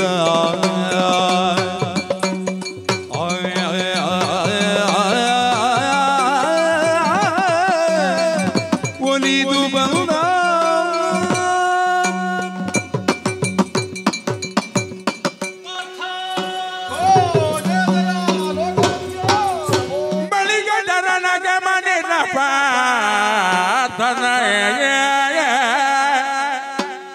ಬಳಿಕ ಚರಣಗೆ ಮಣಿದ ಪಾರ್ಥನ ಸೆಳೆದು ಬಿಗಿದ ಪುಟರೆಯೇ ಆ ರಥದೊಳಗೆ ಕುಳಿತ ಶ್ವಗಳ ವಾಗೆಯ ಗುಣನ ಹರಿಯೋ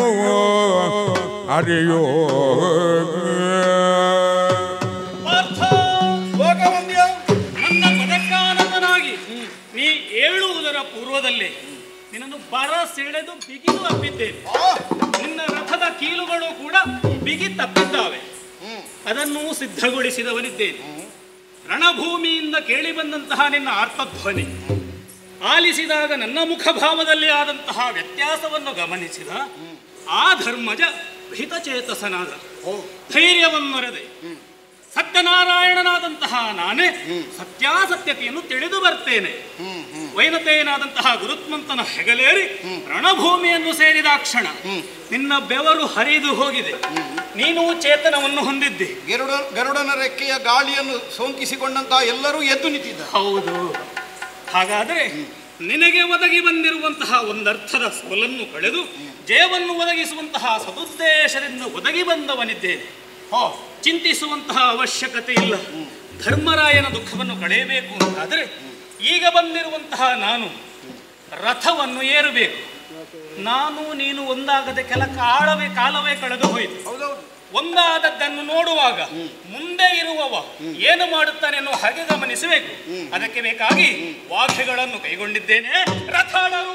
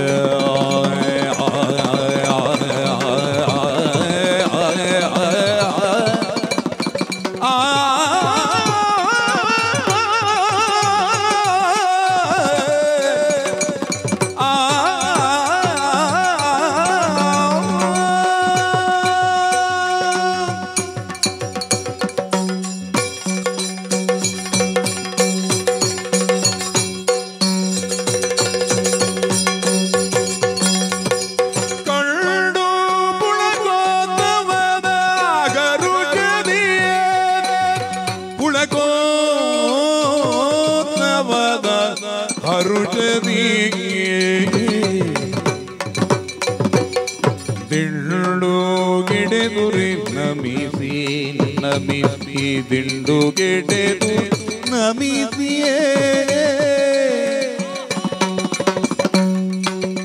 ತನ್ನಯ ಗಂಡು ತನಗಿದು ಸಾಕು, ತನ್ನಯ ಗಂಡು ತನಗಿದು ಸಾಕು ಸಾಕು ಸಾಕು, ತಾ ಕೈಗೊಂಡ ಕೆಲಸ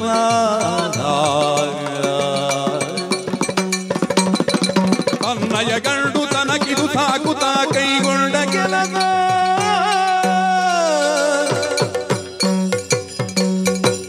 ಕಂಡು ಮುಳಕೋತ್ಸವದ ಗರುಡದಿಗೆ ದಿಂಡುಗಿಡಿದು ನಮಿಸಿ ಕೃಷ್ಣ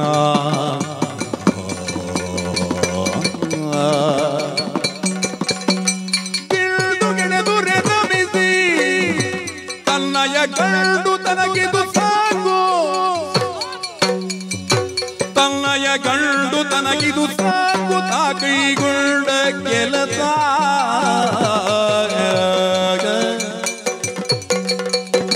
ಉಳಕೋ ತವರ ಕರುಟ ಕೃಷ್ಣ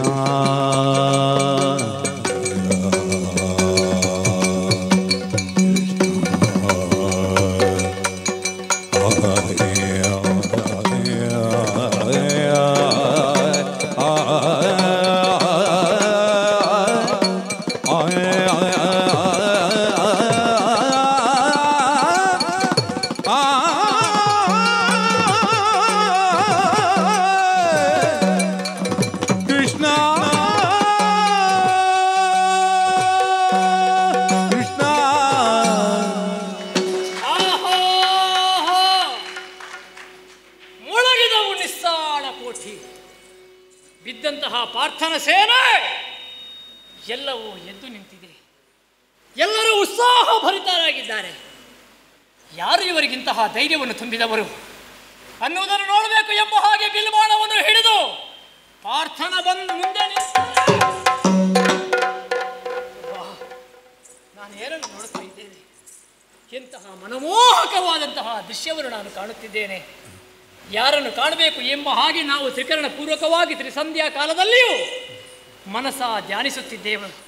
ಯಾರನ್ನು ನಮ್ಮ ಮಾನಸ ಭೂಮಿಯ ಸೌಧದಲ್ಲಿ ಪ್ರತಿಷ್ಠಾಪಿಸಿ ಭಜಿಸುತ್ತಿದ್ದೇವೋ, ಯಾರು ನಿಗಮಾಗಮಗಳಿಗೆ ಅತೀತನೋ, ಯಾರು ವೇದಾದಿ ವಂದ್ಯನೋ, ಸಾವಿರ ತಪಸ್ಸನ್ನು ಮಾಡಿದರೂ ಯಾರಿಗೂ ದರ್ಶನವನ್ನು ಕೊಡದೇ ಇದ್ದಂತಹ ಸಂದರ್ಭದಲ್ಲಿ ನೇತಿ ನೇತಿ ಎಂಬ ಹಾಗೆ ಯಾವ ಋಷಿಮಣಿಗಳು ಹೇಳಿದರು ಅಂಥವರಿಗೆ ಅಗೋಚರನಾದಂತಹ ಪುರುಷೋತ್ತಮ ಅಂತಹ ಶ್ರೀಕೃಷ್ಣ ಪರಮಾತ್ಮ ಚಂಪಕಾವತಿಯ ರಥಬೀದಿಯಲ್ಲಿ ಪಾರ್ಥನ ರಥದ ಮೂತಿಯಲ್ಲಿ ಸಾರಥಿಯಾಗಿ ಪಾರ್ಥ ಸಾರಥಿಯಾಗಿ ನನ್ನ ಕಣ್ಣುಗಳಿಗೆ ಕಂಗೊಳಿಸುತ್ತಿದ್ದಾರೆ. ಅಬ್ಬಾ, ನರನಾರಾಯಣರು ಒಂದೇ ರಥದಲ್ಲಿ ನಿಂತಿದ್ದಾರೆ. ಇಂತಹ ಮನಮೋಹಕವಾದಂತಹ ದೃಶ್ಯವನ್ನು ಕಂಡಾಗ ನಾನು ನನ್ನನ್ನೇ ಮರೆತು ಹೋದೆ. ಸಂತೋಷ ಭರಿತನಾಗಿದ್ದೇನೆ. ಪುಳಕೋತ್ಸವದಲ್ಲಿ ನಾನು ಮೇಯುತ್ತಿದ್ದೇನೆ. ಕೃಷ್ಣ ದರ್ಶನವಾಯಿತು. ತಂದೆಯ ಆಶೆ, ತಾಯಿಯ ಬಯಕೆ, ತಂಗಿಯ ಹಾರೈಕೆ, ಪ್ರಭಾವತಿಯ ಮನಸ್ಸಿನ ಆಸೆ, ಚಂಪಕಾವತಿಯಲ್ಲಿರುವಂತಹ ಪ್ರತಿಯೊಬ್ಬರ ಮನಸ್ಸಿನ ಆಸೆ ಇವತ್ತು ಕೈಗೊಂಡಿತು. ಸುಧರ್ಮನ ಗಂಡುತನಕ್ಕೆ ಇದಕ್ಕಿಂತ ದೊಡ್ಡ ಪಾರಿತೋಷಕ ಇನ್ನು ಬೇಕೇ? ಶ್ರೀಕೃಷ್ಣ ಸ್ವಾಮಿಯನ್ನು ನಾನು ಕಣ್ತುಂಬ ನೋಡಿದ್ದೇನೆ. ಆದರೆ ಇಂತಹ ಪವಿತ್ರವಾದಂತಹ ದರ್ಶನ ನನಗೊಬ್ಬನಿಗೆ ಆಗಬಾರದು. ನನ್ನ ಅಪ್ಪಯ್ಯನೂ ನೋಡಬೇಕು. ಕೃಷ್ಣ ದರ್ಶನ ಅನ್ನುವಂತಹ ವಾಂಛೆಯನ್ನು ಮೊದಲಾಗಿ ನಮ್ಮಲ್ಲಿ ಬಿತ್ತರಿಸಿದವ ನಮ್ಮ ಅಪ್ಪ. ಅಂತಹ ಅಪ್ಪನೂ ಕೂಡ ಬರಬೇಕು. ಅಪ್ಪಯ್ಯ, ಅಪ್ಪಯ್ಯ, ಹೀಗೆ ಬನ್ನಿ, ಹೀಗೆ ಬನ್ನಿ, ಹೀಗೆ ಬನ್ನಿ. ಯಾರು ಬಂದಿದ್ದಾರೆ ನೋಡಿ. ನೀವು ಚಂಪಕಾವತಿಗೆ ಅರಸನಾಗಿರಬಹುದು, ಆದರೆ ಈಗ ಬಂದದ್ದು ಯಾರು ಗೊತ್ತೇ? ಅರಸು ಬಂದನು, ಭಾಗವತ ಜನ ಪರಶು ಬಂದನು, ಭಕ್ತವತ್ಸಲ ಕರುಣಿ ಬಂದನು, ತನ್ನ ನೆನೆವರ ಪರಮ ಪದವೀವ ಪರಮ ಪುರುಷೋತ್ತಮರು ಬಂದನು, ಸುರರ ಸಲಹುವ ದೇವ ಬಂದನು ನಮ್ಮ ನರಮನೆಗೆ. ಬನ್ನಿ, ಬನ್ನಿ, ಕೃಷ್ಣ ದರ್ಶನವನ್ನು ಮಾಡಿ. ಸಾಲದು, ಸಾಲದು, 4 ಕೈಯ ಹರಿಯನ್ನು ತೋರಿಸು ಮಗನೇ ಎಂಬ ಹಾಗೆ ನನ್ನಮ್ಮ ನನ್ನಲ್ಲಿ ಹೇಳಿದ್ದು. ಅಂತಹ ನನ್ನಮ್ಮನ ಆಶೆಯನ್ನು ಪೂರೈಸಬೇಕು. ಬಾರಮ್ಮ, ಹೀಗೆ ಬಾ. ಚಂಪಕಾವತಿಗೆ ಯಾರು ಬಂದಿದ್ದಾರೆ ನೋಡು. ಕಂಜ ಸಂಭವ ಪಿತನು ಬಂದನು, ನಂಜಿನಲ್ಲಿ ಪೌಳಿಸಿದ ಬಂದನು, ಕುಂಜನ ಮರಕೇಲಿ ಸಲಹಿದ ದೇವ ಬಂದನು, ಅಂಜನ ಸುತನುಡೆಯ ಬಂದನು, ಅಂಜಿ ದಸರುನಿಗೆ ಅಭಯವನಿತ್ತ ಬಂಜನಿಗೆ ಬಲದೈವ ಬಂದನು ಈಗ ನಮ್ಮರ ಮನೆಗೆ. ಬನ್ನಿ, ಬನ್ನಿ, ಸಾಲದು. ನನ್ನ ತಂಗಿಯಾದಂತಹ ಕೋಲೆ ಬಂಗಾರದ ಬಟ್ಟಲಲ್ಲಿ ಹರಿವಾಣದಲ್ಲಿ ಹಾಲನ್ನು, ಹಣ್ಣನ್ನು, ಹೂವನ್ನು ಹಿಡಿದುಕೊಂಡು ಪರಮಾತ್ಮನನ್ನು ಪೂಜಿಸುವುದಕ್ಕೆ ಬಾ. ಯಾರು ಬಂದಿದ್ದಾರೆ ನೋಡಮ್ಮ. ದೇವ ಬಂದನು, ತನ್ನನೆಯವರ ಕಾವ ಬಂದನು, ದೈತ್ಯ ಕುಲವನ ದಾವ ಬಂದನು, ಭಾಗವತ ಜನ ಲೋಲುಪನು ಬಂದನು ಈಗ ನಮ್ಮರ ಮನೆಗೆ. ಬನ್ನಿ, ಬನ್ನಿ, ಎಲ್ಲರೂ ಬನ್ನಿ, ಕೃಷ್ಣ ದರ್ಶನವನ್ನು ಮಾಡಿ. ಕೃಷ್ಣ ಕಂಡು ಪುಲಕೋತ್ಸವದಲ್ಲಿ ನಾನು ಮೀಯುತ್ತಿದ್ದೇನೆ. ನನ್ನನ್ನೇ ನಾನು ಮರೆತು ಹೋಗಿದ್ದೇನೆ. ಹಾಗಾಗಿ ಪ್ರತಿಯೊಬ್ಬನು ಕರೆದು ಕೃಷ್ಣ ದರ್ಶನವನ್ನು ಮಾಡಿಕೊಳ್ಳಿ ಎಂಬ ಹಾಗೆ ನಾನು ಹೇಳುತ್ತಿದ್ದೇನೆ. ಹೇಳುವುದಕ್ಕೆ ನಾನು ಯಾರು? ಯಾರಿಗೆಲ್ಲ ದರ್ಶನವನ್ನು ಕೊಡಬೇಕನ್ನುವಂತಹ ಇಚ್ಛೆಯಿಂದಲೇ ಈ ಕೃಷ್ಣ ಬಂದಿದ್ದಾನೋ ಅಂತಹ ಪುರುಷೋತ್ತಮ ಋಷಿಕೇಶ ಪ್ರತಿಯೊಬ್ಬರಿಗೂ ದರ್ಶನವನ್ನು ಕೊಡದೆ ಹೋಗುತ್ತಾನೆ. ಅಲ್ಲ, ಇಂಥವರಿಗೆ ದರ್ಶನವನ್ನು ಕೊಡು ಎಂಬ ಹಾಗೆ ಹೇಳುವುದಕ್ಕೆ ಸುಧನ್ವ ಯಾರು? ಯಾರಿಗೆಲ್ಲ ಇವನ ದರ್ಶನವನ್ನು ಪಡೆಯುವಂತಹ ಯೋಗ ಇದೆಯೋ ಅವರೆಲ್ಲರೂ ಕೃಷ್ಣ ದರ್ಶನವನ್ನು ಪಡೆಯುತ್ತಾರೆ. ಹಾಗಿದ್ರೆ ಏನು? ಮೃಣ್ಮಯನಾದಂತಹ ಸುಧನ್ವನ ಕಣ್ಣಿಗೆ ಚಿನ್ಮಯ ಮೂರ್ತಿ ಈಗ ಬಿದ್ದಿದ್ದಾನೆ. ನನ್ನ ಅಂತರಂಗದ ದೇವ ಈಗ ಬಹಿರಂಗದಲ್ಲಿ ಕಾಣುತ್ತಿದ್ದಾನೆ. ಬಂದಂತಹ ಇವನನ್ನು ಮನಸ್ಸು ತುಂಬಿ ನೋಡಬೇಕು, ಕಣ್ಣು ತುಂಬಿ ನೋಡಬೇಕು, ನನ್ನ ಕೈಯಾರೆ ಪೂಜಿಸಬೇಕು. ಅಲ್ಲ, ಇವನನ್ನು ಸ್ತುತಿ ಮಾಡಬೇಕು ಅನ್ನುವಂತಹ ಹಂಬಲ ಹೆಚ್ಚಾಗುತ್ತಿದೆ. ಆದ್ದರಿಂದಲೇ ನನಗೆ ಬಂದಂತಹ ಸ್ತುತಿಯನ್ನು ದೇವರಿಗೆ ಮಾಡುವುದರ ಮೂಲಕವಾಗಿ ನನ್ನ ಸೇವೆಯನ್ನು ಅರ್ಪಿಸಬೇಕು. ಸ್ತುತಿಸ್ತೇನೆ, ಸ್ತುತಿಸ್ತೇನೆ ಕೃಷ್ಣ. ಜಯ ಜಯ ಚತುರ್ಮುಖ ಜನಕ, ಜಯ ಚಾರು ಚಾರಿತ್ರ್ಯ, ಜಯ ಚಿದಾನಂದ, ಜಯ ಚಿರಾಂಬರಾಜ್ಞೇಯ,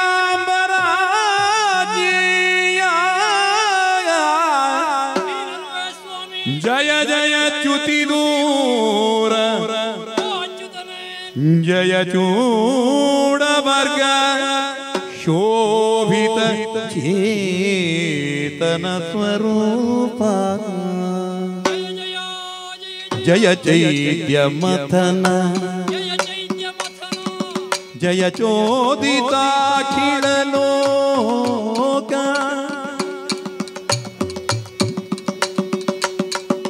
ಜಯ ಚೌರ್ಯ ಕೃತ ವಿಲಯ, ಜಯ ಚಂಡ ಶತ ಕಿರಣ,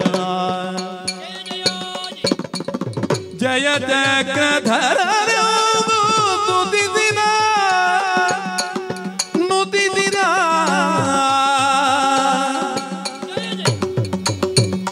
ಜಯ ಚತುರ್ಮುಖ ಜನಕ ಜಯ ಚಾರು ಚಾರಿತ್ರ್ಯ ಕೃಷ್ಣ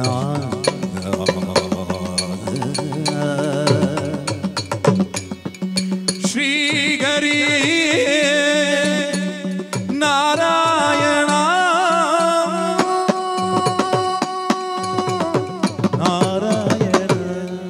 ಜಯ ಜಯ ಜಯ ಜಯ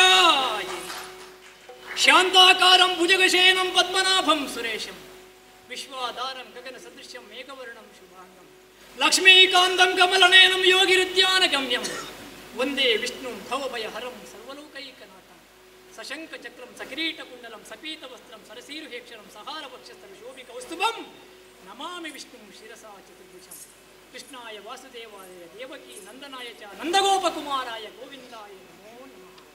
ಓ ಕುಂದಕುಟ್ಮಲರದನ ಪರಮಾನಂದ ಹರಿಗೋವಿಂದ ಸನಕಸನಂದ ವಂದಿತ ಸಿಂಧು ಬಂಧನ ಮಂದರಾದ್ರಿಧರ ಅರವಿಂದನಾಭ ಪುರಂದರಾರ್ಚಿತ ನಂದಕಂದ ಮುಕುಂದ ರಕ್ಷಿಸು ನಮ್ಮನ ನವರದ ಕ್ಷೀರ ವಾರಿದ ಶಯನ ಶಾಂತಾಕಾರ ವಿವಿಧ ವಿಚಾರ ಗೋಪೀಜಾರ ನವನಿತ ಚೋರ ಮಾರಪಿತ ಗುಣಹಾರ ನೀಲ ವರ್ಣ ವಿಶಾಲ ಶುಭಗುಣ ಶೀಲ ಮುನಿಕುಲ ಪಾಲ ಶಿಶುಪಾಲ ಮಸ್ತಕ ಶೂಲ ವನಪಾಲ ಮೂಲ ಕಾರಣ ವಿಫಲ ಯಾದವ ಜಾಲಹಿತ ಗೋಪಾಲ ಅಗಣಿತ ಲೀಲ ಓ ಕೋಮಲಕಾಯನೆ ಕಮಲದ ನಯನ ಕಾಳೀಯ ಮತನ ಕಿಸಲಯೋಪಮ ಚರಣ ಕಂದರ್ಪ ಜನಕ ತ್ರಾಹಿಮಾಂ ಪಾಹಿಮಾಂ ಪಾಹಿಮಾಂ ಪ್ರಭು ಶ್ರೀಹರಿಯಾಗಿ ಜಯದ ಭೇರಿಯಾಗಿ ವಿಜಯದ ರೂವಾರಿಯಾಗಿ ನಮ್ಮುಬಯರಿಗೂ ಉದಾರಿಯಾಗಿ ಚಂಪಕಾವತಿಯ ದಾರಿಯಾಗಿ ಬಂದಂತಹ ನಿನ್ನನ್ನು ಕಂಡು ನಾವು ಪುಣ್ಯಾತ್ಮರಾಗಿದ್ದೇವೆ ಧನ್ಯಾತ್ಮರಾಗಿದ್ದೇವೆ.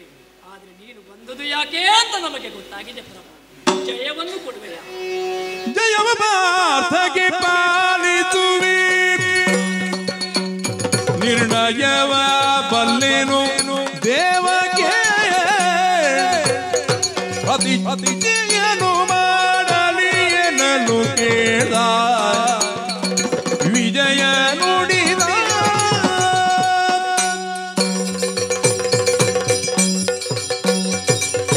ಪ್ರಭು. ಅಲಭ್ಯವಾದಂತಹ ನಿನ್ನ ಈ ದರ್ಶನ ಭಾಗ್ಯದಿಂದ ನಾವು ಪುನೀತರಾಗಿದ್ರು.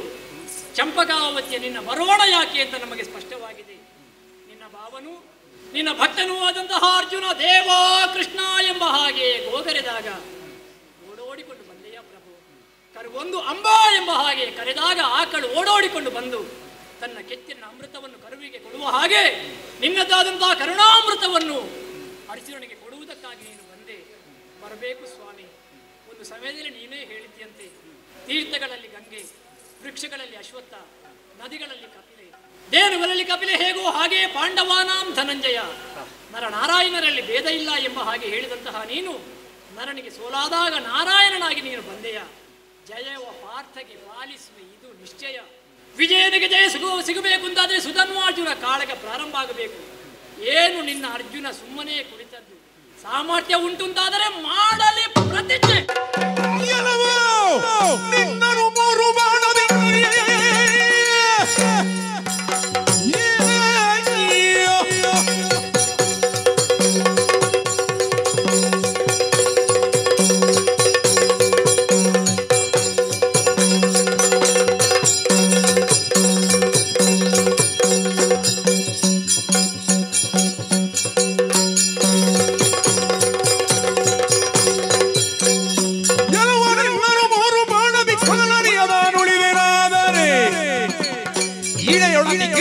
ಗತಿಗ ನಿಲಿವೇನೆಂದ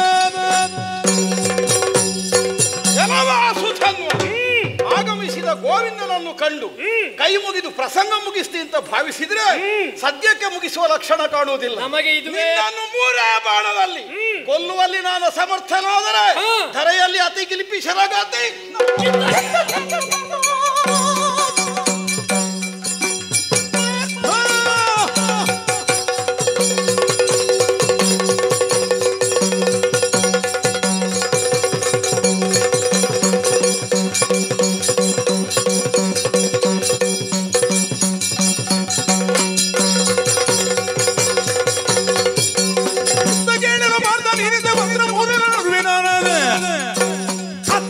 ಕೃಷ್ಣರಾಯನ ಭಕ್ತನ ಇನ್ನು ಮುಳುಗೆಯಿಂದ ಬರುವಂತಹ ಮಾರ್ಗವನ್ನು ಮಾರ್ಗ ಮಧ್ಯದಲ್ಲಿ ಮಾರ್ಗದಲ್ಲಿ ಕಡಿಸದೆ ಹೋದ್ರೆ ಕೃಷ್ಣರಾಯನ ಭಕ್ತನಲ್ಲ. ಮತವರಿಯದು ಭ್ರಮಿಸಿ ನುಡಿದ ಭಾಷೆಯೋ ಜಯಧೃತನ ಕಥೆ ಬಂದೊದಗಿತಲ್ಲ ಅತಿ ಸತ್ಯ ಸಂದ ಸುನೃತ ಸಾಹಸಿಗಲಿದ ಅತಿ ಸತ್ಯ ಸಂದ ಸುನೃತ ಸಾಹಸಿಗಲಿದ ಮತಿ ಸುಮಣದಾರಿಗಳಲ್ಲ ಅದು ಭ್ರಮಿಸಿ ನುಡಿದ ಭಾಷೆಯೋ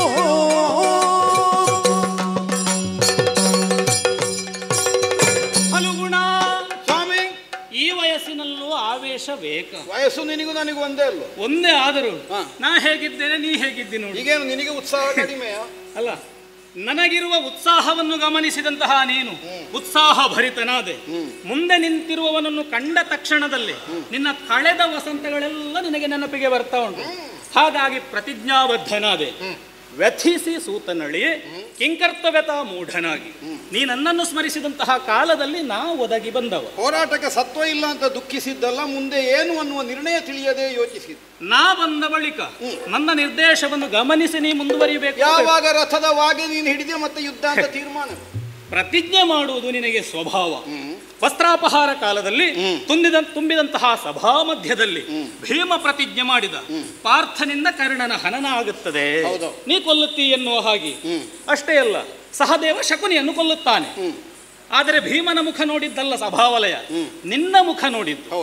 ಆವಾಗ ನೀನು ಆಡಿದೆ, ಮುಂದೆ ಯುದ್ಧ ಸಂಭವಿಸಿದರೆ ಕೃಷ್ಣನ ಮೂಲಕ ಅದನ್ನು ಸಾಧ್ಯವಾಗಿಸ್ತೇನೆ, ದುಷ್ಟರ ಹನನ ಆಗುತ್ತದೆ ಎನ್ನುವ ಭಾವ ಸ್ಪಷ್ಟವೇ. ದುಷ್ಟರ ಹನನ, ಜಯದ್ರಥನ ಪ್ರಕರಣವನ್ನು ನೀ ಚೆನ್ನಾಗಿ ಜ್ಞಾಪಿಸಿಕೊಳ್ಳಂತೆ. ಉದಯಿಸಿದಂತಹ ಸೂರ್ಯ ಅಸ್ತಮಿಸುವುದಕ್ಕಿಂತ ಮುನ್ನ ಅವನ ತಲೆಯನ್ನು ನೆಲಕ್ಕೆ ಕಡಹುತ್ತೇನೆ ಅಂತ ಪ್ರತಿಜ್ಞೆ ಮಾಡಿ. ಆಯ್ತಾ ನಿನ್ನಿಂದ? ಆಯ್ತು. ಆಯ್ತು, ಹೇಗಾಯ್ತು ಅನ್ನೋ ಹಾಗೆ ನೀ ಯೋಚಿಸಬೇಕು ಬೇಡವು. ಕೌರವ ಪಾಳಯದಲ್ಲಿ ಕತ್ತಲಾವರಿಸುತ್ತು ಎನ್ನುವಂತಹ ಭಾವವನ್ನು ತುಂಬಿದವ ನಾನು. ಉದಯಿಸಿದಂತಹ ಸೂರ್ಯನಿಗೆ ಯೋಗದಿಂದಲೇ ಮಾಯೆಯನ್ನು ಆವರಣವನ್ನು ರಚಿಸಿ ಕೌರವಾದಿಗಳು ವಿಮುಖರಾಗುವ ಹಾಗೆ ಮಾಡಿದೆ. ಅವ ಹೊರ ಬಂದ. ಕತ್ತರಿಸಿದಂತಹ ಜಯದ್ರಥನ ಶಿರವನ್ನು ಏನು ಮಾಡಬೇಕೆನ್ನುವಂತಹ ಪ್ರಜ್ಞೆಯಾದರೂ ನಿನಗಿತ್ತ? ಮತ್ತೊಂದು ಬಾಣ ಹೂಡು ಹೇಳಿ. ವೃದ್ಧಕ್ಷತ್ರನ ಪ್ರಕರಣವನ್ನು ನಾನು ನಿನಗೆ ನೆನಪಿಸಿದೆ. ಅಜ್ಞಾತವಾಯಿತು ಅವನ ವಧೆ, ಅವನ ವಧೆಯೂ ಆಗಬೇಕು, ಜಯದ್ರಥನ ಹನನವೂ ಆಗಬೇಕು ಎನ್ನುವಂತಹ ಕಾರಣಕ್ಕೆ ಬೇಕಾಗಿ ನಿನ್ನ ಮೂಲಕ ಅವನನ್ನು ವಧಿಸಿದೆ. ಯಾರ ತಲೆ ಎಲ್ಲಿಗೆ ಹೋಗಿ ಬೀಳಬೇಕು ಅಂತ ನಿರ್ದೇಶನ ಕೊಡುವವ ನೀನು, ನೀನು ಹೇಳಿದ್ದನ್ನು ಮಾಡುವ. ಸಂಧ್ಯಾವಂದನೆಗೆ ಕುಳಿತವ ಅವನ ಕೈಗೆ ಬಿತ್ತು, ಅವನು ಸತ್ತು ಹೋದ. ಜಯದ್ರಥನ ಹನನವೂ ಆಯಿತು. ಅವರು ದುಷ್ಟರಿದ್ದಾರೆ, ಶಿಕ್ಷಾರ್ಹರಿದ್ದಾರೆ, ವಧಾರ್ಹರಿದ್ದಾರೆ. ವಧೆ ಬೇರೆ, ಕೊಲೆ ಬೇರೆ ಅಲ್ಲೋ, ಮೋಕ್ಷ ಬೇರೆ. ಆದರೆ ಇಲ್ಲಿ ನಾವು ಯೋಚಿಸಬೇಕಾದದ್ದು ಏನು? ಅವನಮ್ಮ ಹಾಗೆಯೋ, ಅವನ ಹಾಗೆಯೋ ನೀ ಭಾವಿಸಿರಬಹುದು. ಭಾಗವತರು ನಮ್ಮಲ್ಲಿ ಮಾತ್ರ ಇರುವುದು ಅಂತ, ಭಾಗವಜ್ಜನರು ನಮ್ಮಲ್ಲಿ ಮಾತ್ರ ಇರುವುದು ಅಂತ. ಮುಂಭಾಗದಲ್ಲಿರುವವರೆಲ್ಲವರು ಭಾಗವಜ್ಜನರೇ. ಹಾಗಾಗಿ ಇವನ ವಿಷಯಿಕವಾಗಿ ನೀ ತಿಳ್ಕೊಳ್ಬೇಕು ಏನು ಬಲ್ಲೆಯ, ಇವ ಸಾಮಾನ್ಯನು. ವೀರವೈಷ್ಣವನಿವನು ನಿನ್ನಿರುದನಗೀತ ಸಾರಸ ಭಕ್ತನಾಗಿಗನು. ಮೇರೆ ತಪ್ಪಿದೆ ನೀನು ಕೆಡಿಸಿದೆಯ ಕಟೆಯೋ, ಮೇರೆ ತಪ್ಪಿದೆ ನೀನು ಕೆಡಿಸಿದೆಯ ಕಟವಿಯೋ, ಸೈರಿಸಲದೆಂದು ಕೇಳಾನೋ ವೀರವೈಷ್ಣವನಿವನು.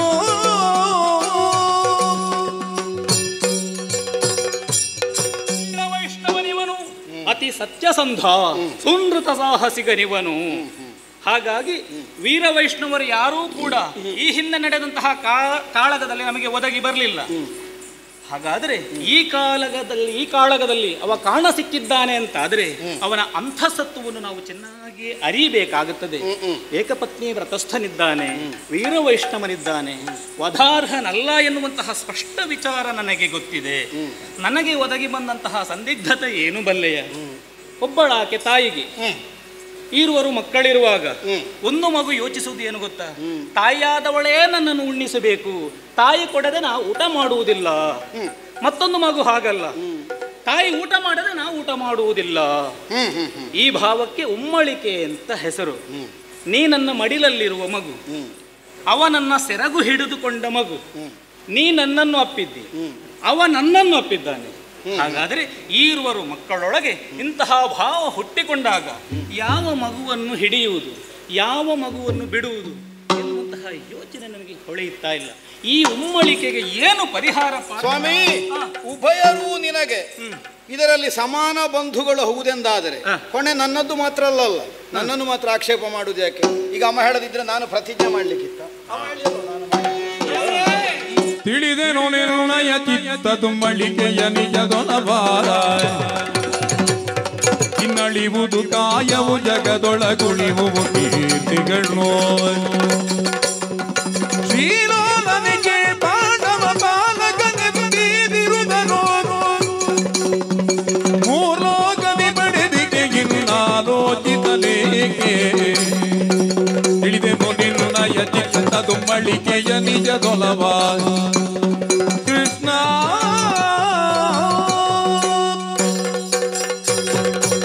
ಋಷಿಕೇಶ, ನಿನ್ನ ಚಿತ್ತದುಮ್ಮಡಿಕೆಯನ್ನು ನಿನ್ನ ಭಕ್ತನಾಗಿ ನಾನು ಅರ್ಥ ಮಾಡಿಕೊಂಡೆ. ತಾಯಿಯೊಬ್ಬಳಿಗೆ ಇಬ್ಬರು ಮಕ್ಕಳಿದ್ದಾಗ ಇಬ್ಬರು ಮಕ್ಕಳು ಒಂದೇ ವಸ್ತುವನ್ನು ಆಶೆ ಪಟ್ಟಾಗ ತಾಯಿಗೆ ಇಂತಹ ಉಮ್ಮಡಿಕೆ ಬರ್ತದೆ. ಅವರಿಗೆ ಕೊಟ್ಟರೆ ಇವನಿಗೆ ಬೇಸರ, ಇವನಿಗೆ ಕೊಟ್ಟರೆ ಅವನಿಗೆ ಬೇಸರ, ಏನು ಮಾಡಲಿ ಎಂಬ ಹಾಗೆ. ಪ್ರಭು, ಪ್ರಪಂಚದ ಎಲ್ಲವರ ದುಃಖವನ್ನು ಹೋಗಲಾಡಿಸುವವ ನೀನು, ನಿನಗೆ ಚಿಂತೆ ಬರುವುದಕ್ಕುಂಟೆ. ಇಬ್ಬರು ಮಕ್ಕಳು ಬೇರೆ ಬೇರೆ ವಸ್ತುವನ್ನು ಆಶೆ ಪಟ್ಟಾಗ ತಾಯಿಯಾದವಳು ಚಿಂತಿಸಬೇಕು ಅಂತ ಇಲ್ಲ. ಅವನಿಗೆ ಬೇಕಾದನ್ನು ಅದನ್ನು ಕೊಡಬಹುದು, ಇವರಿಗೆ ಬೇಕಾದನ್ನು ಇದನ್ನು ಕೊಡಬಹುದು. ಈಗಲೂ ಅದೇ ಪ್ರಭು. ಸುಧನ್ವಾಜನ ಕಾಳಗ ಪ್ರಾರಂಭವಾದರೂ ಕೂಡ ನನ್ನ ಉದ್ದೇಶವೇ ಬೇರೆ, ಅವನ ಉದ್ದೇಶವೇ ಬೇರೆ. ಅವನಿಗೆ ಕುದುರೆ ಬೇಕು, ಜಯವೆಂಬ ಚದುರೆ ಬೇಕು, ಅದು ನಿನ್ನ ಎದುರೇ ಬೇಕು. ನನ್ನದಲ್ಲ, ನನ್ನದು ಕಪ್ಪ ಸಂಗ್ರಹ ಅಲ್ಲ, ನನ್ನದು ಮೋಕ್ಷ ಸಂಗ್ರಾಮ. ಸುಧನ್ವ ಯುದ್ಧಕ್ಕೆ ಬಂದದ್ದು ಮದದಿಂದ ಅಲ್ಲ, ಮುದದಿಂದ ಪ್ರಭು. ಈ ಜೀವನ ಶಾಶ್ವತವೇ ಹೇಳು. ಯಾರಿಗೆ ಯಾರುಂಟು ಎರವಿನ ಸಂಸಾರ ನೀರ ಮೇಲನ ಗುಳ್ಳೆ ನಿಜವಲ್ಲ ಪ್ರಭು. ಯಾರಿಗೆ ಯಾರೂ ಇಲ್ಲ. ಮಡದಿ ಬಾರಲು ಮಂಚ ಬಾರದು, ಕಂಚು ಕನ್ನಡಿ ಬಾರದು, ಒಡಲು ಅಗ್ನಿಗೆ ಒಡವೆ ಅರಸಗೆ, ಬಳಿಕ ಸತಿ ಮತ್ತೋರ್ವ ಚೆಲುವಗೆ. ಹರಿಯುತ್ತಿರುವಂತಹ ನೀರಿನಲ್ಲಿ ಗುಳ್ಳೆಗಳು ಹೇಳ್ತದೆ. ಯಾವುದೋ ಒಂದು ಪದರು ಸಿಕ್ಕಿದಾಗ ಎಲ್ಲವೂ ಚೆಲ್ಲಾಪಲ್ಲಿಯಾಗಿ ಹೋಗುತ್ತದೆ.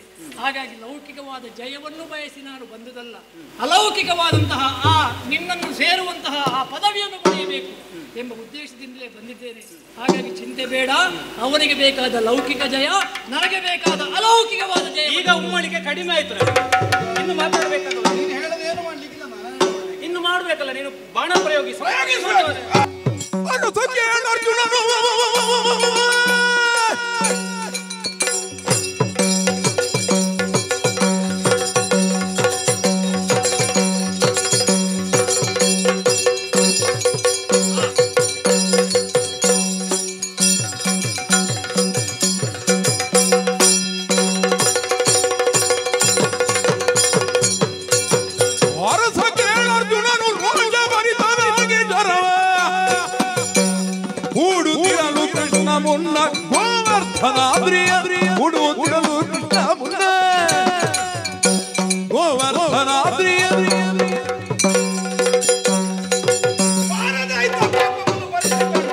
ವಿಶೇಷವಾದ ಶರವೊಂದನ್ನು ತೆಗೆದು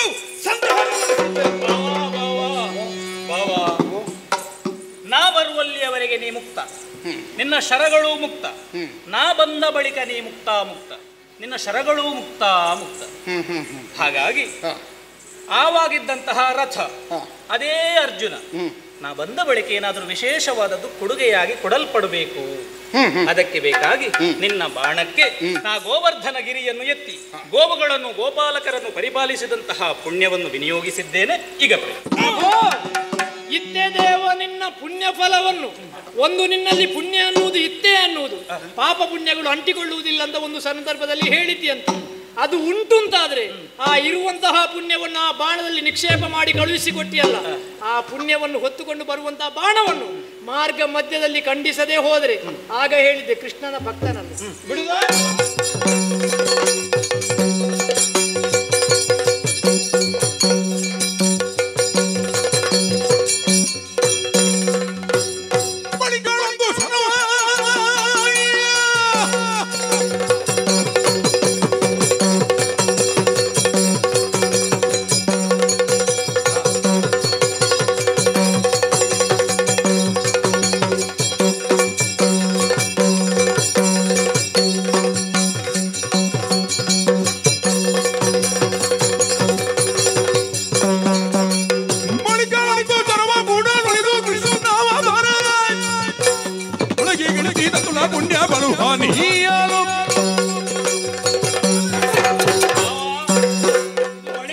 ಶರ. ಹೌದು, ಕೊಡುವುದಿದ್ರೆ ಮೊದಲೇ ಕೊಡು. ನಮ್ಮದ್ದು ಎಷ್ಟು ಹೋದರೂ ಮತ್ತೆ ಕೈಗೊಳ್ಳುವಾಗ ಬಳಿಕ 1 ಶರ ಅಂತಲೇ ಆಗುದು.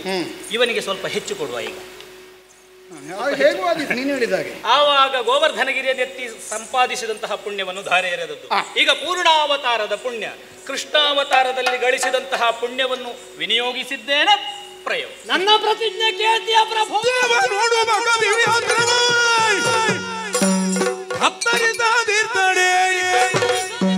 ಭೋಗದೊಳರುಂಧತಿಯ ಗೂಡಿಗ ವಸಿಷ್ಠನು ಹೋಗಿ ಕೊಂದವನ ದುರ್ಗತಿಗೆ ತಾನಿಳಿವೆನು.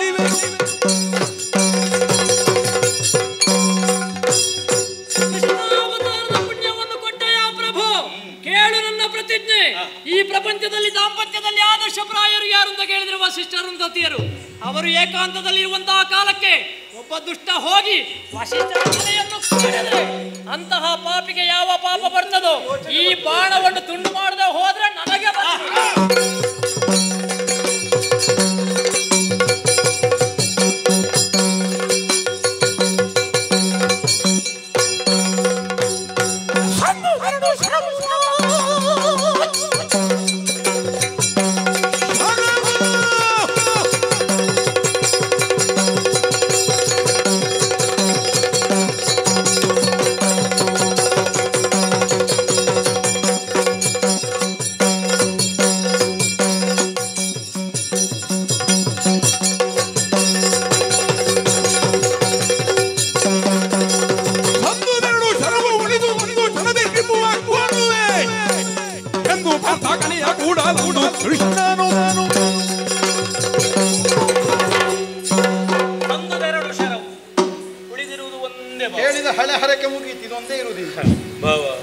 ನಿನ್ನೊಟ್ಟಿಗಿರುವಾಗ ನನ್ನ ಬುದ್ಧಿಗೂ ಒಮ್ಮೊಮ್ಮೆ ಮಂಕು ಗವಿಯುವುದು.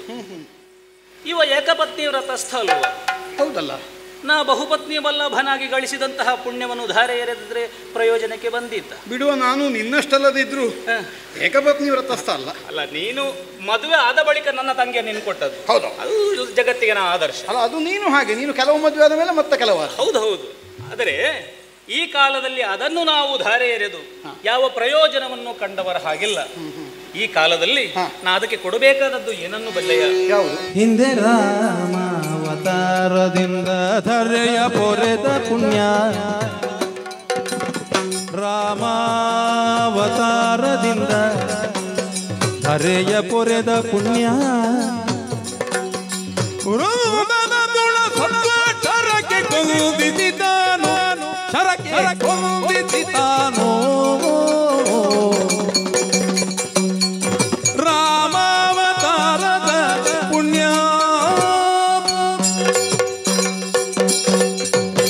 ರಾಮಾವತಾರದಲ್ಲಿ ಏಕಪತ್ನಿ ವ್ರತಸ್ಥನಾಗಿ ನಾ ಗಳಿಸಿದಂತಹ ಪುಣ್ಯವನ್ನು ಇದಕ್ಕೆ ಧಾರೆ ಎರೆಯಬೇಕು. ರಾಮಾವತಾರದ ಸಮಸ್ತ ಪುಣ್ಯ ಅಷ್ಟೇ ಅಲ್ಲ, ಸಾಕಾಗುವುದಿಲ್ಲ. ಕೊಡುವುದನ್ನೆಲ್ಲ ಈ ಸಲವೇ ಕೊಡು, ಇನ್ನು ಬಾಣ ಇಲ್ಲ.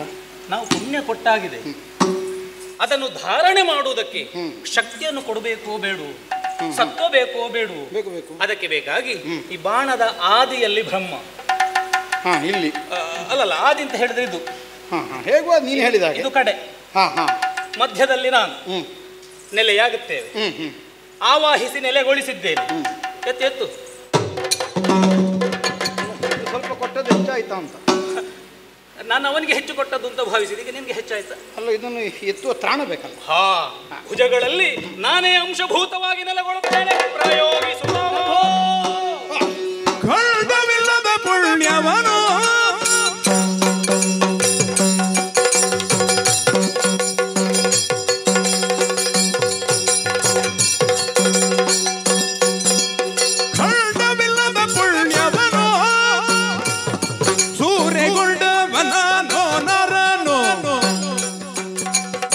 ಕೊಂಡಾಡದಿರೈ ಬರಿದೆ ಉತ್ತಂಡ ಜನವ ಬಿಡಿಸಿರದೆ. ಅಖಂಡ ಮೂರ್ತಿಯಾದಂತಹ ನೀನು ಖಂಡವಿಲ್ಲದಂತಹ ನಿನ್ನ ಪುಣ್ಯವನ್ನು ಖಂಡವಾಗಿ ತುಂಡರಿಸಿ ಪಾರ್ಥನ ಬಾಣಕ್ಕೆ ನಿಕ್ಷೇಪ ಮಾಡಿ ಕಳುಹಿಸಿಕೊಟ್ಟೆ. ಆ ಪುಣ್ಯವನ್ನು ಸೂರೆಗೊಳ್ಳುವುದಕ್ಕೆ ನಾನು ಇದ್ದೇನೆ, ಅರ್ಜುನ ಇದ್ದಾನೆ.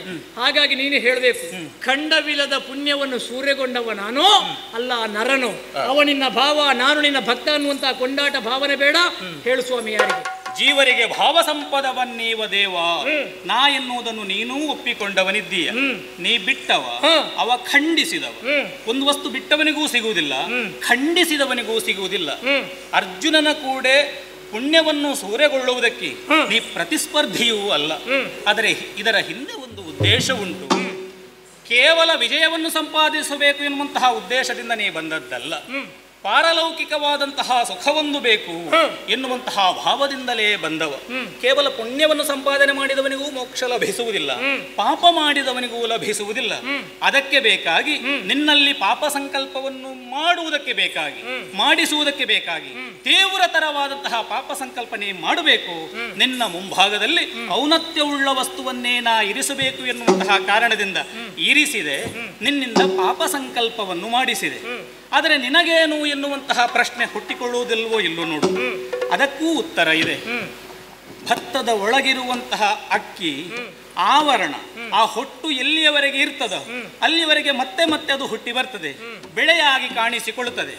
ಆ ಭತ್ತವನ್ನು ಕುಟ್ಟಿ ಪುಡಿ ಮಾಡಿ ಅರಳಾಗಿ ಅವಲಾಗಿ, ಅಷ್ಟೇ ಅಲ್ಲ ಅನ್ನದಾತನಿಗೆ ಅನ್ನವಾಗಿ ನೈವೇದ್ಯವಾಗಿ ಅರ್ಪಿಸಿದೆವು ಅಂತಾದರೆ ಅದು ಭಗವಂತನಿಗೆ ಸೇರುತ್ತದೆ.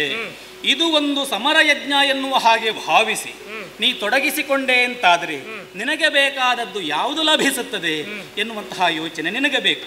ಪಾರ್ಥನನ್ನೇ ಮಾಧ್ಯಮವನ್ನಾಗಿಸಿ ನಿನ್ನ ಯೋಚನೆಗಳು ಶ್ರೇಷ್ಠವಾದದ್ದನ್ನು ಹೊಂದುವುದಕ್ಕೆ ಬೇಕಾದಂತಹ ವ್ಯವಸ್ಥೆಯನ್ನು ನಾ ಅಣಿಗೊಳಿಸಿದ್ದೇನೆ.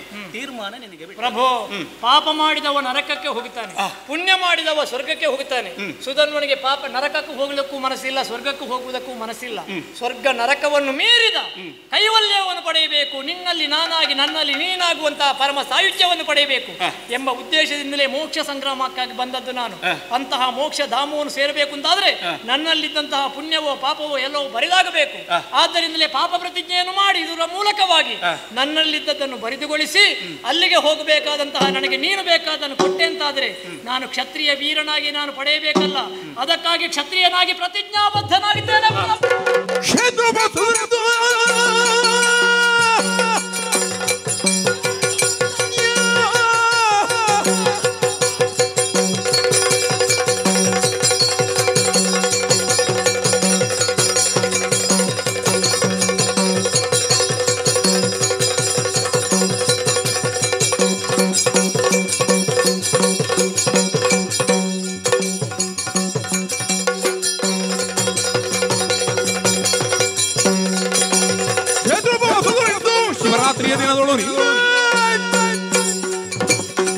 ವಿಧಾನವನ್ನರಿತು ತ್ರೈನೇತ್ರ ವಿಶ್ವೇಶನಾಗಿ ಕೂರಿತು.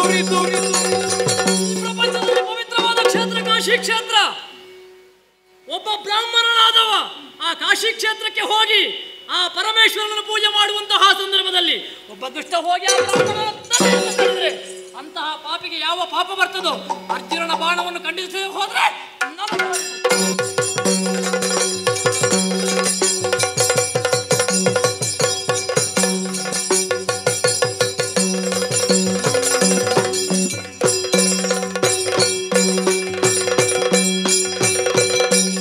ಜನೋಜನ ವಿಷ್ಣು ಲಕ್ಷ್ಮೀ ನಿಲಯ ನಾರಾಯಣ ನಿನುತನ ಭದೊಳಗೆ ಹರಿನಾಮವನನಿತ್ತರಿಯ ತಲೆಯು ಒಲಿವೆರಾಗೇಂದುವಿನ ಗಾಂಧಿಯಲಿದು ದಿಳೆಗಚ್ಚುತನ ಶ್ರೀಪದ ನಳಿನ ದಿಡೆಯಲಿ ಬಿದುದೆಲೆ ಜಯ ಜಯ ವಿನುತ.